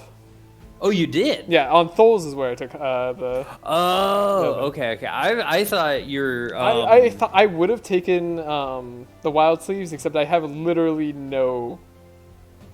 what's it called? Small weapons. Small weapons. God. Okay, so never mind, you did. But yeah, just recovering that, I guess, for anyone is that, stanza is useful. The only thing is though, that it's really, really good for killing on round, I guess, kind of 3, because on the 3rd round, you're at stanza 3, and you're able to make it so it helps mind damage or all damage. That's a little thing for stanza. Right. And also at the end of round 2, when you transition to stanza 3, you also gain an energize. So you of course have 1 more energy. And then the problem is that at the end of that round 3, when you go from stanza 3 and it ends, you lose an energy. You actually get fatigued. So you kind of want to really make sure you finish things by that point. It's not the best, I would say, in this land of this team. Yeah. Just because we're not really using other songs. That's kind of that's actually kind of the sad thing I think about the stanza with the frog is it's really. So that's what I was. That's what I was trying to talk about. Starting with stanza 1, actually is decent with Andrin because you can get the. I shut this off while you were gone. You can potentially play, instead of Song of Celerity, you could play the Chant of Speed or something like that. I think that's what it's called. So, which gives you that plus 1 speed charge. Mm-hmm. Only if you need the speed. In this case, because of stimulant pills, I really didn't. But that's what I wanted to mention. Mm-hmm. Yeah, absolutely. That makes sense. It's more of like, to me, it's a little bit sad that while other people can obviously... use stanza cards, it makes so much more sense for Gustav because it literally starts as stanza 1 without playing any card, so you don't need to like ever have anything that gains them other than stanza 2 if you're trying to do something cheeky. It's like I wish other people could also use songs like can. Scouts can use songs. Say what? All scouts can use songs. No, I know. Okay. But that's what I'm saying is that like the best songs like Chant of Accuracy and like song spells are the ones that don't use stanza, and that whole giving everyone stanza, like it's hard to, you can't like make a song team. Yeah, I mean, you could. I mean, if we want to, we could treat that as a challenge, but that'd be hard. All scouts, all songs. Here we go. Yeah, because this isn't hard enough as it is. Yeah, scouts wasn't hard enough anyway. So one of the things I want to say about this run too, now we're nearing the end of it. I I think I could do a better job with Gustav and Andrin's deck. I felt like I figured out Thol's deck pretty well. Like, I'm feeling really good about it. Like, I should remove some cards here, make it a little bit better. Gosh, getting rid of Fan of Knives over Barrages, it's so funny. I'm like, is this really better? But honestly, at this point, all I'm thinking about is killing the final boss. And Barrage is single target. So I want all my damage kind of focused on that. I don't want to get rid of all my small weapons, but I have those cards that can find them. And I need to make sure I'm drawing the hands more often. Ammunition has lived out its usefulness. I have to just rely on what Sylvie's got now. Man, I would do anything to get another quick shot. Or some cheap ranged card that costs 0. That'd be fantastic. Come on, quick shot. I still have that purple Vexing Crescendo. It's kind of somehow. Also, so yeah, I'm pointing it out right here.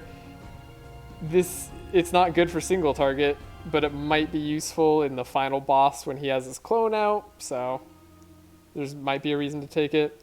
Chance of Initiative, I know I'm not going to need anymore because I don't need the stanza from it. I already have stanza, though I think I might forget to take it out because I think I might not be sure what the fastest speed of the clones are. Mm-hmm. So the reason I kept Chant of Initiative this entire time is because if you weren't faster, like you had no way to make to slow down the enemy, although like I would highly recommend doing that with Andrin if you get to this point and aren't able to make your entire team super fast. If you can't slow down your enemy for whatever reason, and you need that little boost of extra speed, Chant of Initiative does give 2 more fast charges than a Song of Celerity. And usually that can get Sylvie or... That is very nice. So you can potentially kill the clone before they act. Now, this is a really big one. How many cards can I upgrade? Also there, I didn't opt for the HP because I don't want to take damage anyway.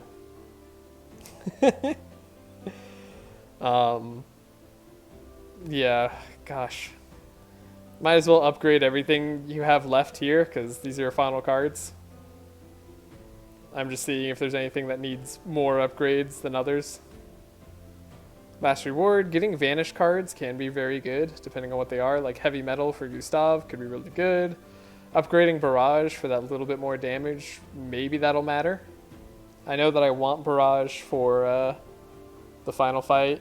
I kept Rain of Arrows for the fight right before the final boss, but it might have been better to get rid of it and just hope that I did well enough anyways.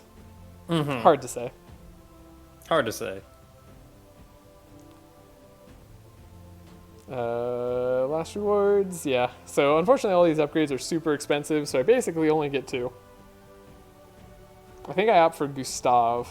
I want to say I also opt for,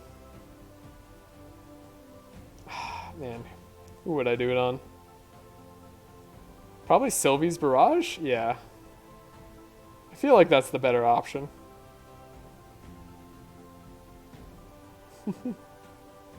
So yeah, getting those up is good. When a hero plays a card, get Frost. That doesn't matter because you're going to kill them all in one turn. Last chance for me to consider if I want to remove any cards, so I think I might as well. Might as well. Although I think I struggle a little bit on this fight. I think I have to retry it one time. But we're nearing the final phase here. One more fight before the boss, and a good chunk of time left on the video. Yeah, I was about to say, hey, we're running near the end, and I look, I'm like, we're like a quarter done. No, we'll end up probably skipping past the good part of it. Needless to say, the final fights are very hard. Fortunately here, like, this fight's kind of a pushover. Andrin is applying so much mark now. So, what's up? Completely off, not completely off topic. Have we ever lost to the 2 fights prior to the, like, when we're on the 5th floor? Yeah, we did actually, really early on. Was it? Yeah, we lost to the big boys. The big boys? Yeah, sorry, the big like sword knight that we're seeing in this very fight actually. I think you're right. Yeah, I remember. Yeah. I remember very specifically. We also lost to an angel at one point. Was this This was this on pre-Madness 16. This is when we were still pre-Madness learning. 16? Did we have empowered yet? Or were they just regular blokes? They were just regular blokes, but I think this was also before we were like perk level 50. We might have only had like 20 perks or something. Mm-hmm. So that also makes the run significantly harder. What a lifetime ago that was. I know, like now with all my knowledge, I doubt that would happen, but these fights aren't the easiest. It's just usually by this time in the run, if you really know what you're doing, your deck has already come together at the start of Act 4. Yeah, or you got some, like, that's the other thing is, especially in the early, because the weapons don't scale. Like, they help you, I guess, scale. But it's like, if you get any of the legendary equipment on early, like, Madness runs or even Madness level 1, that shiz can carry you the entire way. Yeah, it's very good. Like, I know, that's how we won a couple of our beginning ones, is we just kept finding Mountain King, and we're like, say less. So last reward, as you can see, here's the good combo with it. Man, do I wish Sylvie got, like, any of that. But you can see, Tholes here is actually doing a really good job. That's crazy. It's also funny is that he's using barrages of all things. I know. He couldn't get any of his melee attacks or small weapon combos to save his freaking life. He's like, fine, I'll take what you give me. Yeah, basically. Like I was like, I take what I can get, man. Another rain of arrows, not necessary here. Also, I will say, Sylvie had to buy all her good cards outside of that barrage. Yeah, her card luck was awful. Like, yeah, straight up in general, awful. the card luck has been. Every other run, I had at least one, like 2 to 3 more quick shots, dude. Like, this was such a pain. It was funny, I was thinking about getting rid of barrages here, but that last fight, I was able to play both, and I'm like, maybe I do keep them. I could get rid of Rain of Arrows right here, except for the fact that Sylvie actually is maxed. She already has the few amount of cards. She's only got 15 cards in her deck. Well, there you go. Which I was really disappointed in, because I'm like, wait, I just want to get rid of Rain of Arrows, but now I can't. Man, if Sylvie could have gotten anything. Oh yeah, here's a last look at all my items. Archmage Book on Gustav is also a really good pickup for his damage. And those garnet earrings, man, they paid off. There, here's my deck. Figured it would be good to go over for anyone looking at this. See what it takes to have a good run. And at this point, I feel like giving it to Tholes. Tholes has really impressed me in this run. Like this is actually the run where I really learned how to utilize Tholes. And all it took was barrages. Yeah, all it took was really, really good arrows. Yeah, I would say Hidden Hand is almost always the correct choice. So main goal for this boss fight, I'll slip into really commentating now. These final fights, because these go into a lot. You want to get him to 50 mark before Sylvie goes. Like, it sounds pretty obvious, but it's critical. And fortunately, Wild Hunt isn't at the very bottom of my deck, so I'll be able to do that. You only need a few cards that cost any energy, and I happen to have 2. So 40 cards, I know I can play another card. I'm like, wait, that marks 8, so up to 50, and he's at 6 vulnerable. Like, that's entirely what you want Angin to do. He didn't do a lick of damage. But now the entire team should be able to damage them to their best of their abilities.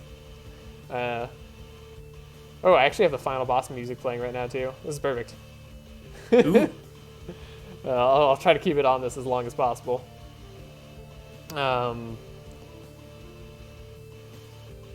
Yeah, Thul's. So fun part about Gustav, I'm just like, what cards can change the outcome here? What can give me the best possible chance of winning? A free rain of arrows? Maybe. He does get benefits from Sharp just regularly. He doesn't have to be only Mind or Shadow. Might as well take something that costs 0 and does a ton of damage. Sees card draw coming in clutch. I think he deals. That's a good like 700 damage. So not a crazy amount, but Gustav's deck, I wanted it to pop off, but maybe it's just because I didn't have the resources. Maybe I'm being a little too hard on myself here. But like, I feel like there's a better way you can make his deck. But I was mainly focused on Sylvie and then Tholes afterwards. I mean, they are carries, and that's the other thing that was like, you're talking about Anjin, right? Yeah. Is from also what we did in past, like this is a much better Andrin than when we tried to use him for the Starfall, which is I think was like our first Madness 16. So I just think that there's possible, but Is this he did a Andrin? lot of work. Yeah, I mean, I don't know if this is a better Andrin than Starfall team. No, this is much better. Well, no, because he always got them to high mark. Well, he did, but the problem is he did. For Starfall, we didn't worry about speed manipulation. Yeah, we didn't worry about that. Which, I mean, that ended up working fine. Andrin did decent damage in our Starfall team, actually. Yeah, but the problem is that we didn't balance it. Now, to be fair, this was also, like, it was one of our first attempts ever of Madness 16. Yeah. But we did not balance his deck right. He did, like, okay damage, but the problem was the fact that we didn't do it, like, consistently, where it was like, okay, a lot of mark, and then he gets, like, a couple of good hits in, like, every time. It was this, like, and then his end deck wasn't good. It was like, after he did his thing, his hands were pointless. No, because he could do damage in Starfall.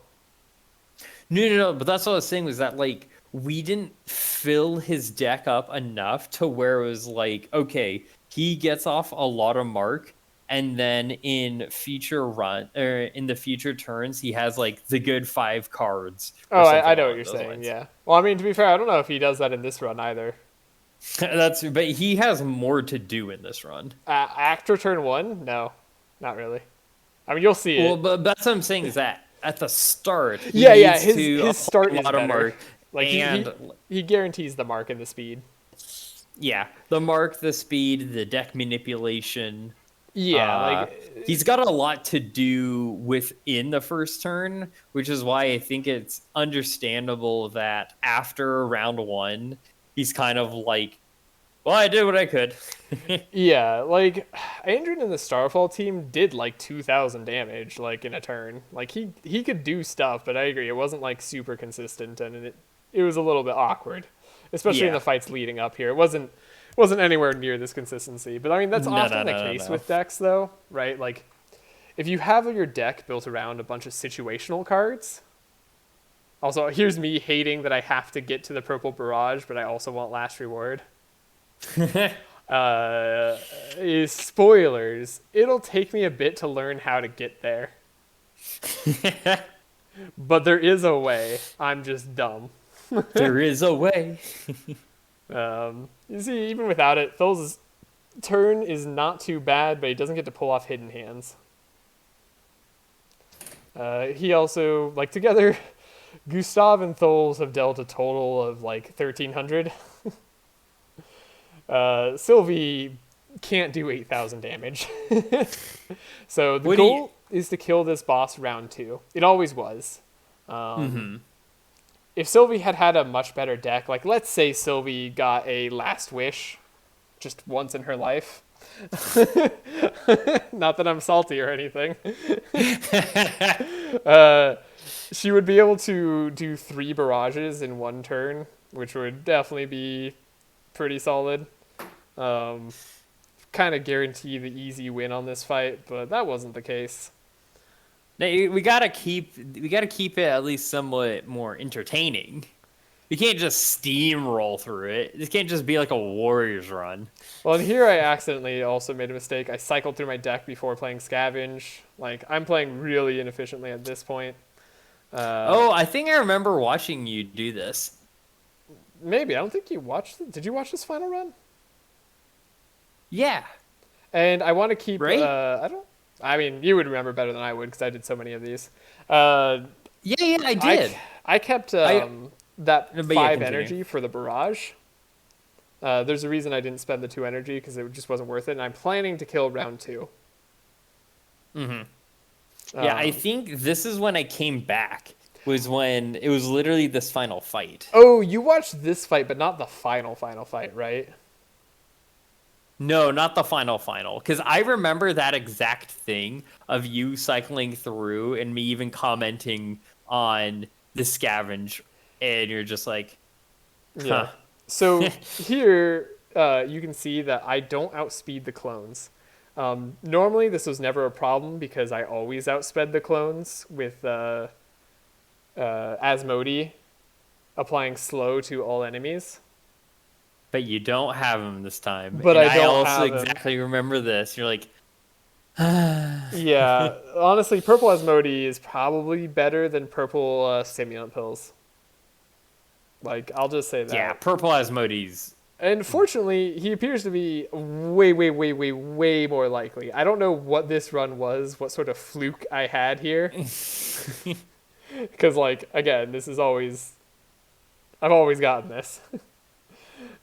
Anyways, uh, this fight, I'm not going to win this first time. 4,000 HP feels very doable considering how much I did in the first phase. But again, scouts don't have a ton of energy. And Sylvie's deck is basically all quick shots now. So she can do one more Pew, pew, pew. barrage, which is great, but that's not going to be enough. I got lucky and it hit the boss twice there too. So getting down to 3,819, but these heals and the purges, it's going to be a little bit too much. I'm hoping here that maybe with barrages I could do this. I think I can play my entire hand here, which is kind of cool. I'm at 10 powerful on Tholes. Tholes is just really a good carry. Here, it's really important to make my hand super cheap so that I can draw all with my hidden hand.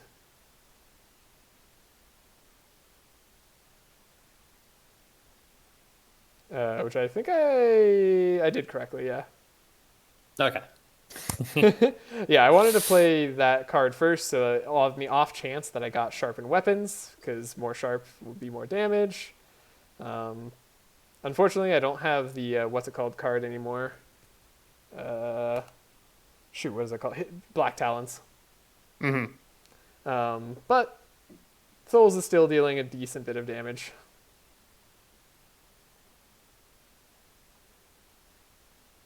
The real reason that like I realize he's not doing a lot, and like it takes me a second to see it, he doesn't have Mark anymore. Something got dispelled. Yeah, so me not going faster than these clones means that this damage is just way, way, way, way, way too low. 50 sharp is just not enough. And it's time to reload because round 2, pet's dying. That's not gonna work. Now I can skip ahead really fast to the winning cycle if you wanna entertain the crowd, as it were. Yeah. So I just saw pretty. Yeah, you can see this is doing pretty well. Spoiler, we end up winning this one. Um, I think in general, like, I do wonder if Alpha Strike is like, yeah, the main. This is the best way to do it. It would be interesting if it like wasn't like the thing that me and Dragon have joked about is like, oh, this other way is just like a well-known, like super easy build to the point like why there are no other like Scout Madness 16s on YouTube is because it's so easy, it's so simple. that it's like not even worth putting up. Nah, I mean, yeah, I don't think that's the case. I'm pretty sure. No, but it would be funny. It's just like, hey, you just do it like this. And it was like, all right. Yeah, I like. We might not be the first to do these challenges. Like, there might have been other people to do it, but like, we might be the first to post these challenges. At least that I've seen. True. I've tried looking up all scouts. I tried Yeah, looking up I've all tried. clerics. I didn't see any. All warriors is by far a joke. Like, that's actually just a good Madness 16 team. I think you Yeah, can it go was like one of our strongest. yeah, you can go multiple builds with all warriors, and I think all of them will be fairly viable. Warriors is easy. Yeah. Clerics was a challenge, not the easiest, but definitely not. It was fun. But not. It was kind of fun. It was also slow as heck. Yeah, it was. Not But- anywhere near the challenge level that all scouts is. Now there is one team that we thought of that is harder, and that is all mages. I won't talk about it too much, but definitely been attempting that run. Yeah. And That one mages have that one takes a lot of thought process into figuring out like, is it possible? Is it not possible? Like yeah, mages have a completely different problem than scouts, but I'll talk about that on the mages run. Here we Yeah. go. This is the successful iteration through a bit of trial and error on fighting this final boss. Again, at this point, like, you know, you're playing the game. You don't know if it's actually possible or not. One of the other times I got here, I ended up getting the super vulnerable item, where the vulnerable can stack up to nullifier. 12 nullifier, yeah. That also that makes such a big difference on your damage because again, scouts just don't have a way outside of vulnerable to reduce resistances, and so they're rarely in the negatives. Yeah. So, but here is the winning run. At this point, I kind of know what I'm doing. I know exactly what cards are coming in literally everyone's deck. And you can see I speed up Sylvie here.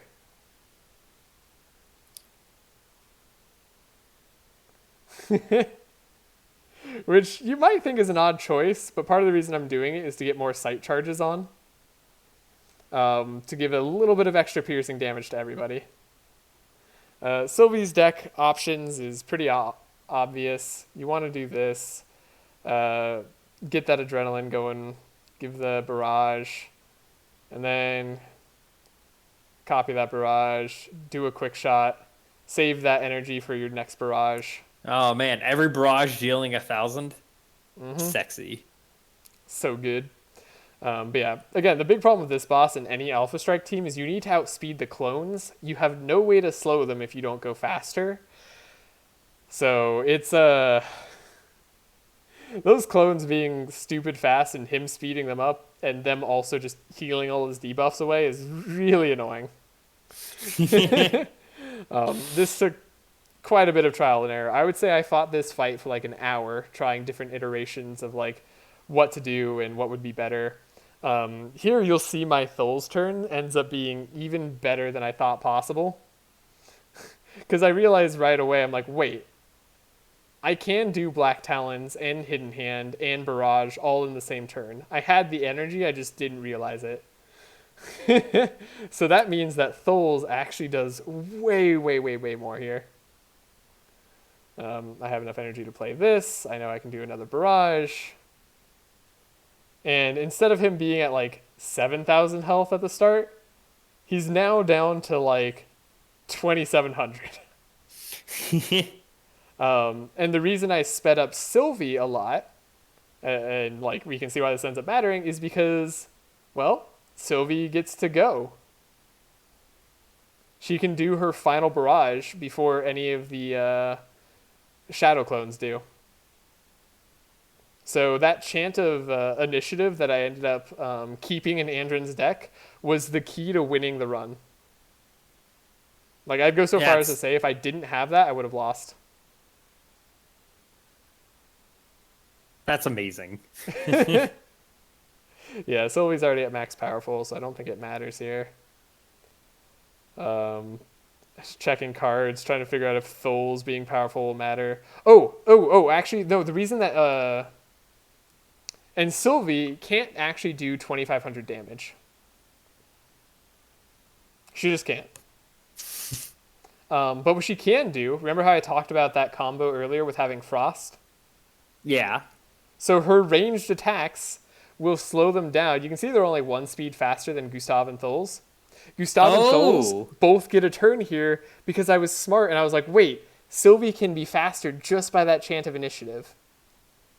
And so as long as she's playing the ranged attack, and this is the real reason for her going first, I can slow down the rest of the team, even if she can't hit the guy down to death. So now Tholes and Gustav actually get a turn. And that was the key to victory, was figuring out that. That's really cool, actually. Yeah. Again, huge pain to figure out.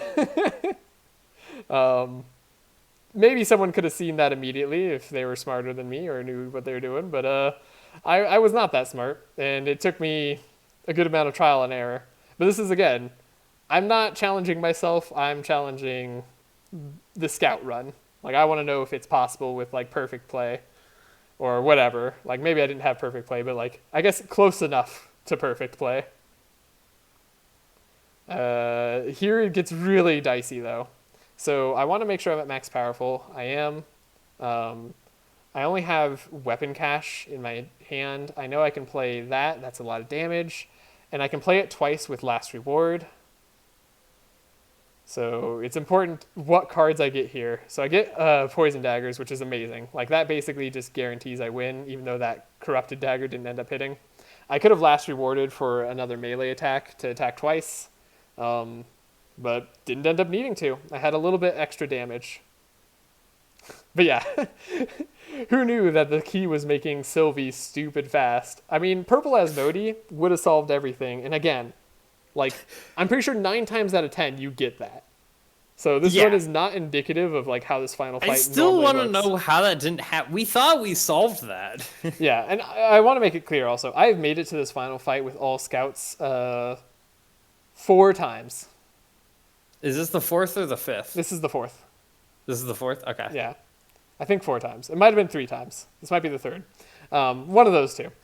But, like, I've made it here a few times and not won because this final fight was tricky. I didn't have the right cards in my deck. Like, the first time I made it, I just didn't outspeed the clones because I was dumb. And Andrin was just too slow.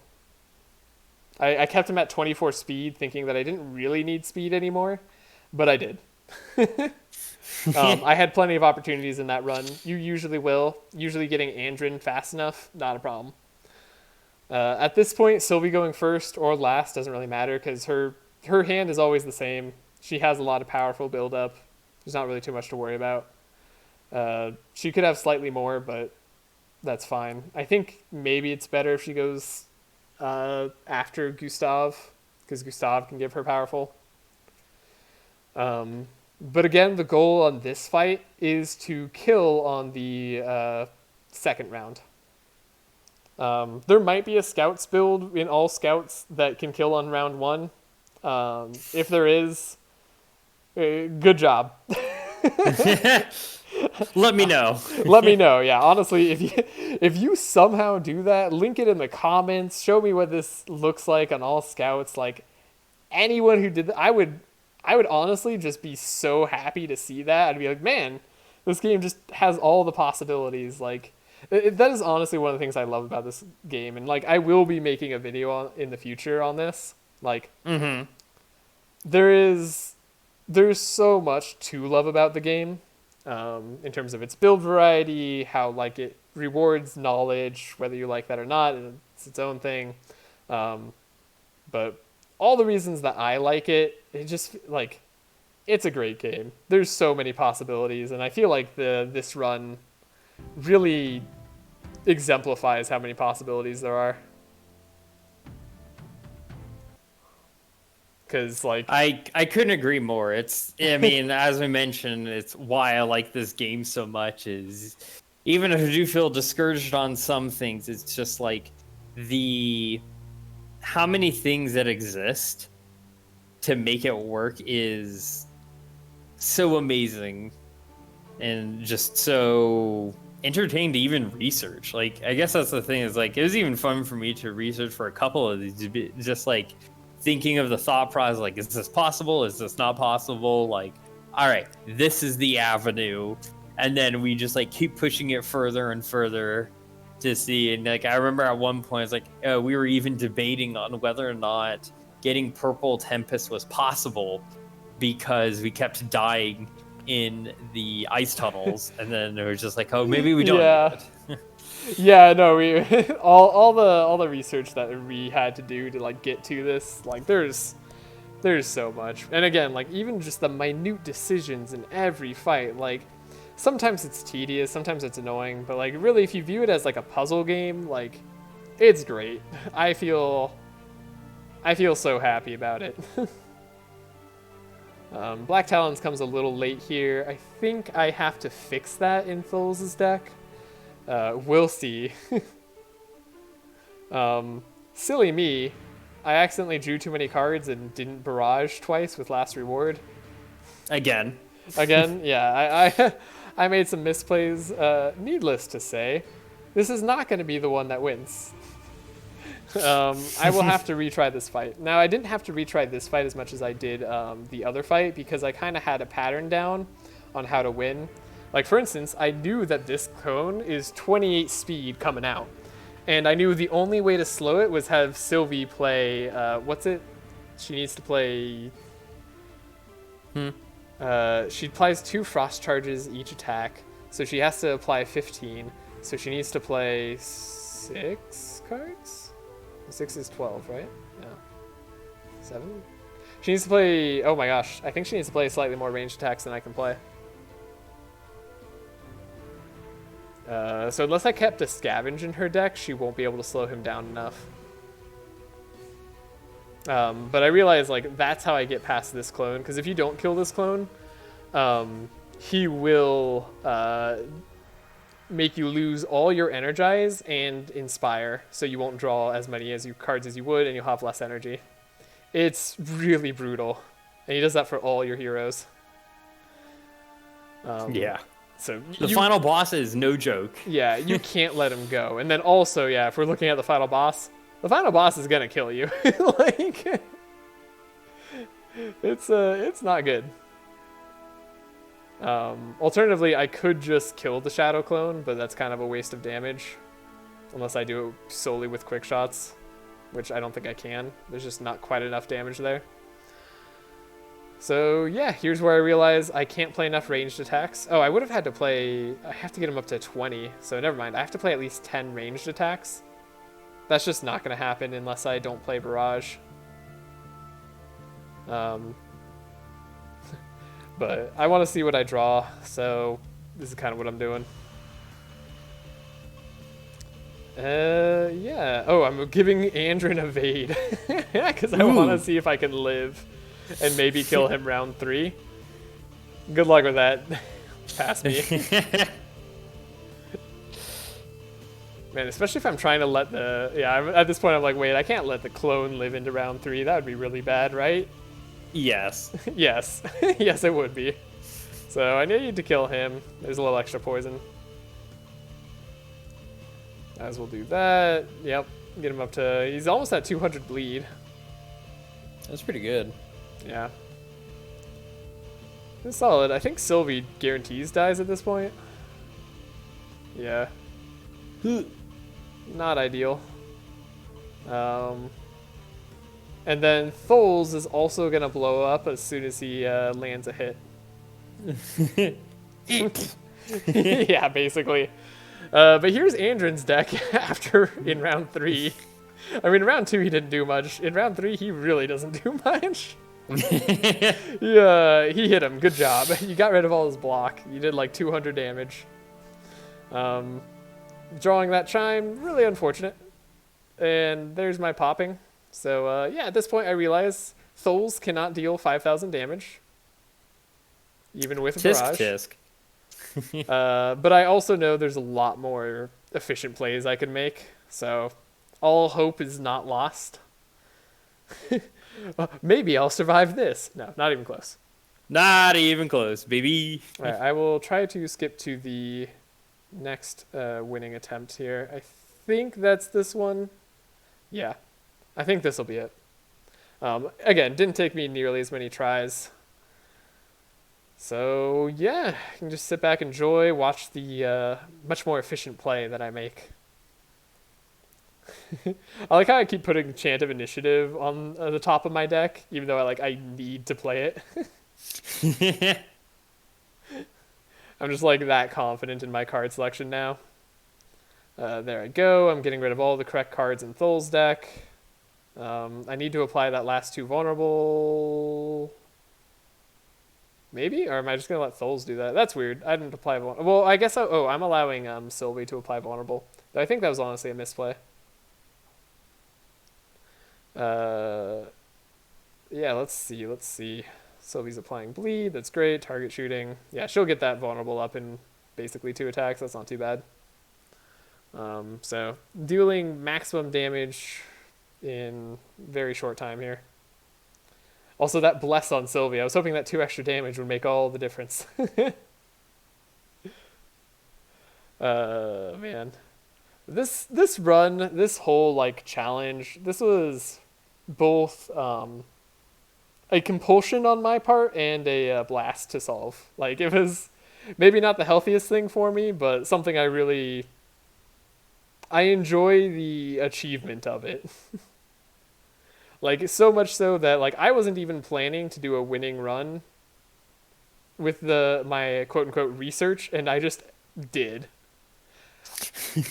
Oh, I saved adrenaline. I didn't play adrenaline, so I'm not getting a less energy. That's genius. Do you know why I do that? No. So how many quick shots do I need to play in order to slow down the guy so that he doesn't go first? The shadow clone. 2? Quick right? shots? No, I have to play 10. I have to Oh, play, 10. Yeah, I have to play that's 10 right. ranged attacks. Which is crazy. Or I could just kill him, right? Mm-hmm. I think I end up I save adrenaline and now I can do that. Also, I'm really disappointed Gustav didn't get any slow cards in that Pandora's box. Man, would that have made things interesting. Or just a lot easier. Ooh, I don't have Black Talons at the time that I'd want it, but I guess I have it at a slightly later time. That's fine. Got to play that first so I get more sharp. As you can see, each sharp is doing damage. Like I mentioned earlier, the reason the shadow is doing so much is because it also benefits from sharp, as well as the mark, of course, but it's pretty solid. Oh, interesting. I'm saving my energy for next turn. So 7,000 HP. Quite a bit. I feel like that's more than he had the first fight.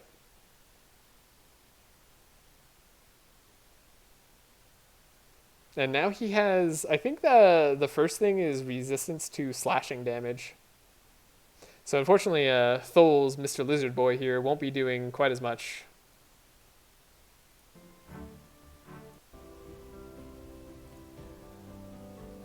Also, are you there still? Yeah. Cool. I'm just kind of deeply watching this. Yeah, honestly, I'm maybe my commentary would ruin it, actually. Just kind of a more interesting thing to see. There's not too much more to say other than, like, what I'm doing is, I think, the best way to do it.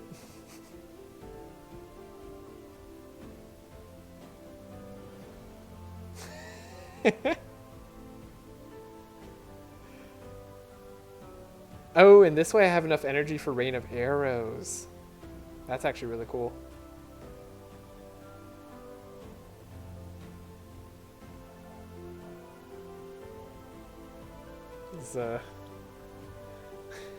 Figuring out how many quick shots I need to lay into this guy is difficult, but honestly, I don't have to do that. Although I do need to kill him.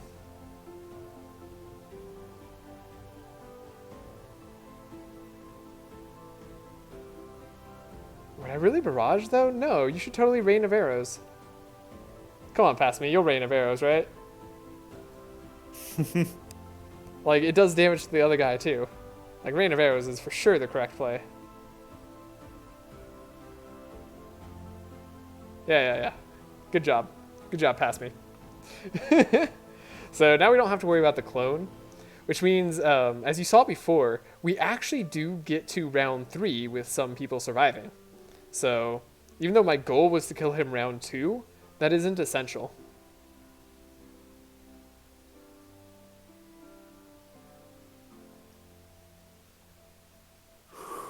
Yeah. I see what you mean. Yeah. There's a lot of things. Look at me getting heavy metal back. It's a lot of damage.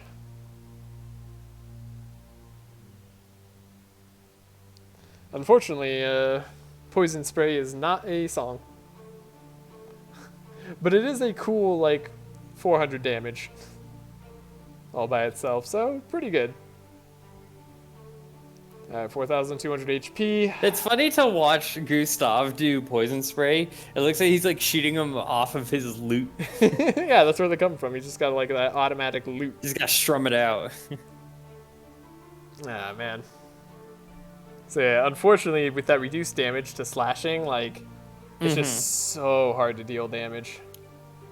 Might as well get max poison on him, though. Yeah, those resistances he gets are no joke. Yeah. Especially for scouts. We need every bit of damage possible. We kind of do. Yeah, very much so. Scouts is just, it's tricky.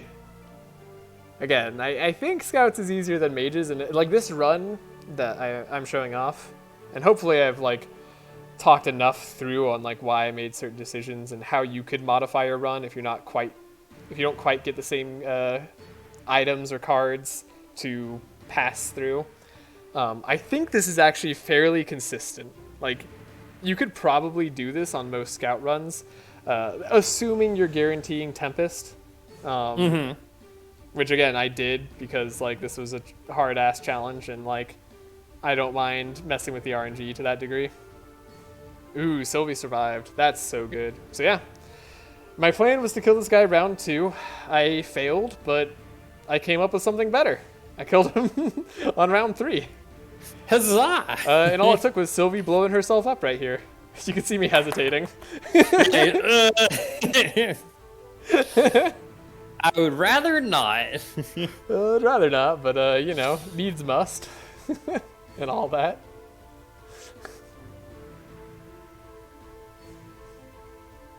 I figure that powerful is worth it on Tholes. Look at Gustav dealing some good damage here. Now, that dark resistance you can see playing a huge factor in the damage of Whispering Lies.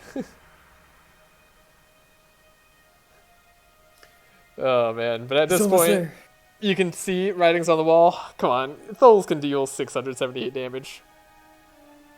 Right? Right? Right.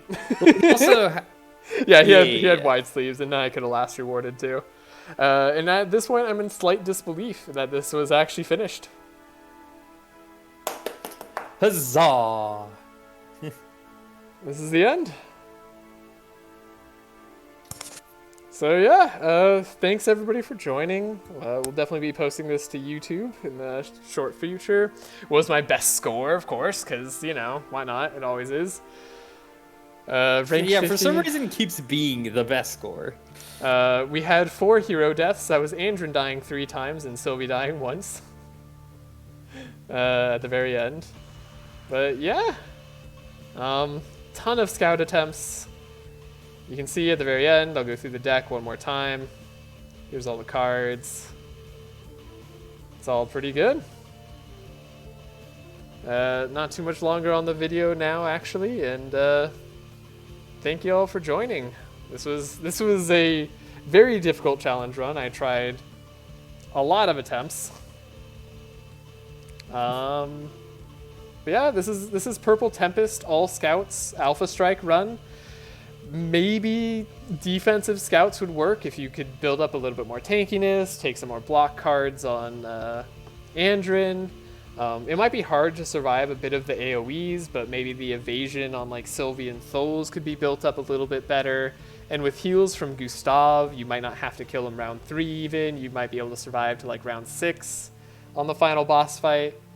So there might be alternate But- ways to do this, and honestly, if anybody has done it, I would love to even just know, even if you don't have a recording or screenshots or anything. But all the better if you can screenshot your like past runs. That'd be so cool to see. 'Cause- Oh, absolutely. We want more data.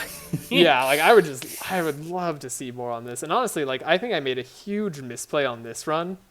One of the things I could have done, rather than taking the block on Tholes, as decent as it was and at keeping him alive, that block armor, I think taking the what's it called? Shoot, I'm trying to remember what the item name is now. Let me look at it in game. Tomb of Knowledge. We go to items. We go to draw. Endless Bag. Endless Bag would have been better on him, and then I could have taken the extra armor on Sylvie, and it would have made her easy to keep alive. Which I had the option to take at a point in that run during the super chest. Endless Back is very good, But he did end up getting the golden laurel, which, to be fair, is one more extra draw on Sylvie, which, wait, now that I think about it, doesn't matter that much. But it was extra draw in the later stages of the game, too, on rounds 2 and 3 for everybody else. And it gave them a little bit more resistances, so not terrible, but probably Endless Bag would have been better even still. But that's it. That was the full Scouts run. Man, that was a challenge. Yeah, you can see a little bit there. We did all mages. There's all warriors right after the fact. So this was my winning run that I was just showing off my recording of. Sorry about having no audio in the beginning, but like, again, I was originally planning to do this with my partner here and didn't think I'd have a chance at winning. I thought I had to do a little bit more research to make it consistent. But by the end here, I was able to get to the end game fairly consistently. It looks like I only did it one other time. Oh, maybe I did it once earlier too. Might have been my 42,000s. Well, maybe I only got there twice. Maybe I just remember getting there more because like we've done these other challenge runs. Yeah, it looks like I only got there twice. But you can see there were one right after another. I think the run was pretty solved. But yeah, sneak peek. Been trying out mages a lot. Mages are different. Mages are special. Mages are special, and we will absolutely be making a video about those sometime soon. Not sure exactly if we want to do it at the same time next week or if we want to get it out earlier. I have this perpetual fear that like somebody's gonna get these runs out sooner, even though like I literally waited a month to show this off. Like when was this game played? Does it even show in the past games? I waited 16 days or 15 days, I guess half a month to show this run off. But you know, like what if somebody else gets to the all Scouts run first? Even though likely other people have already tried this. It's funny. It is funny, but I would love it. Yeah, I can't wait for at some point there to be a much just better like obvious way to do this one. We're like, yeah. Yeah. Here's the end game stats, which I guess I didn't show off before. It's kind of cool. Oh yeah, I always forget this page exists. Me too, until just now.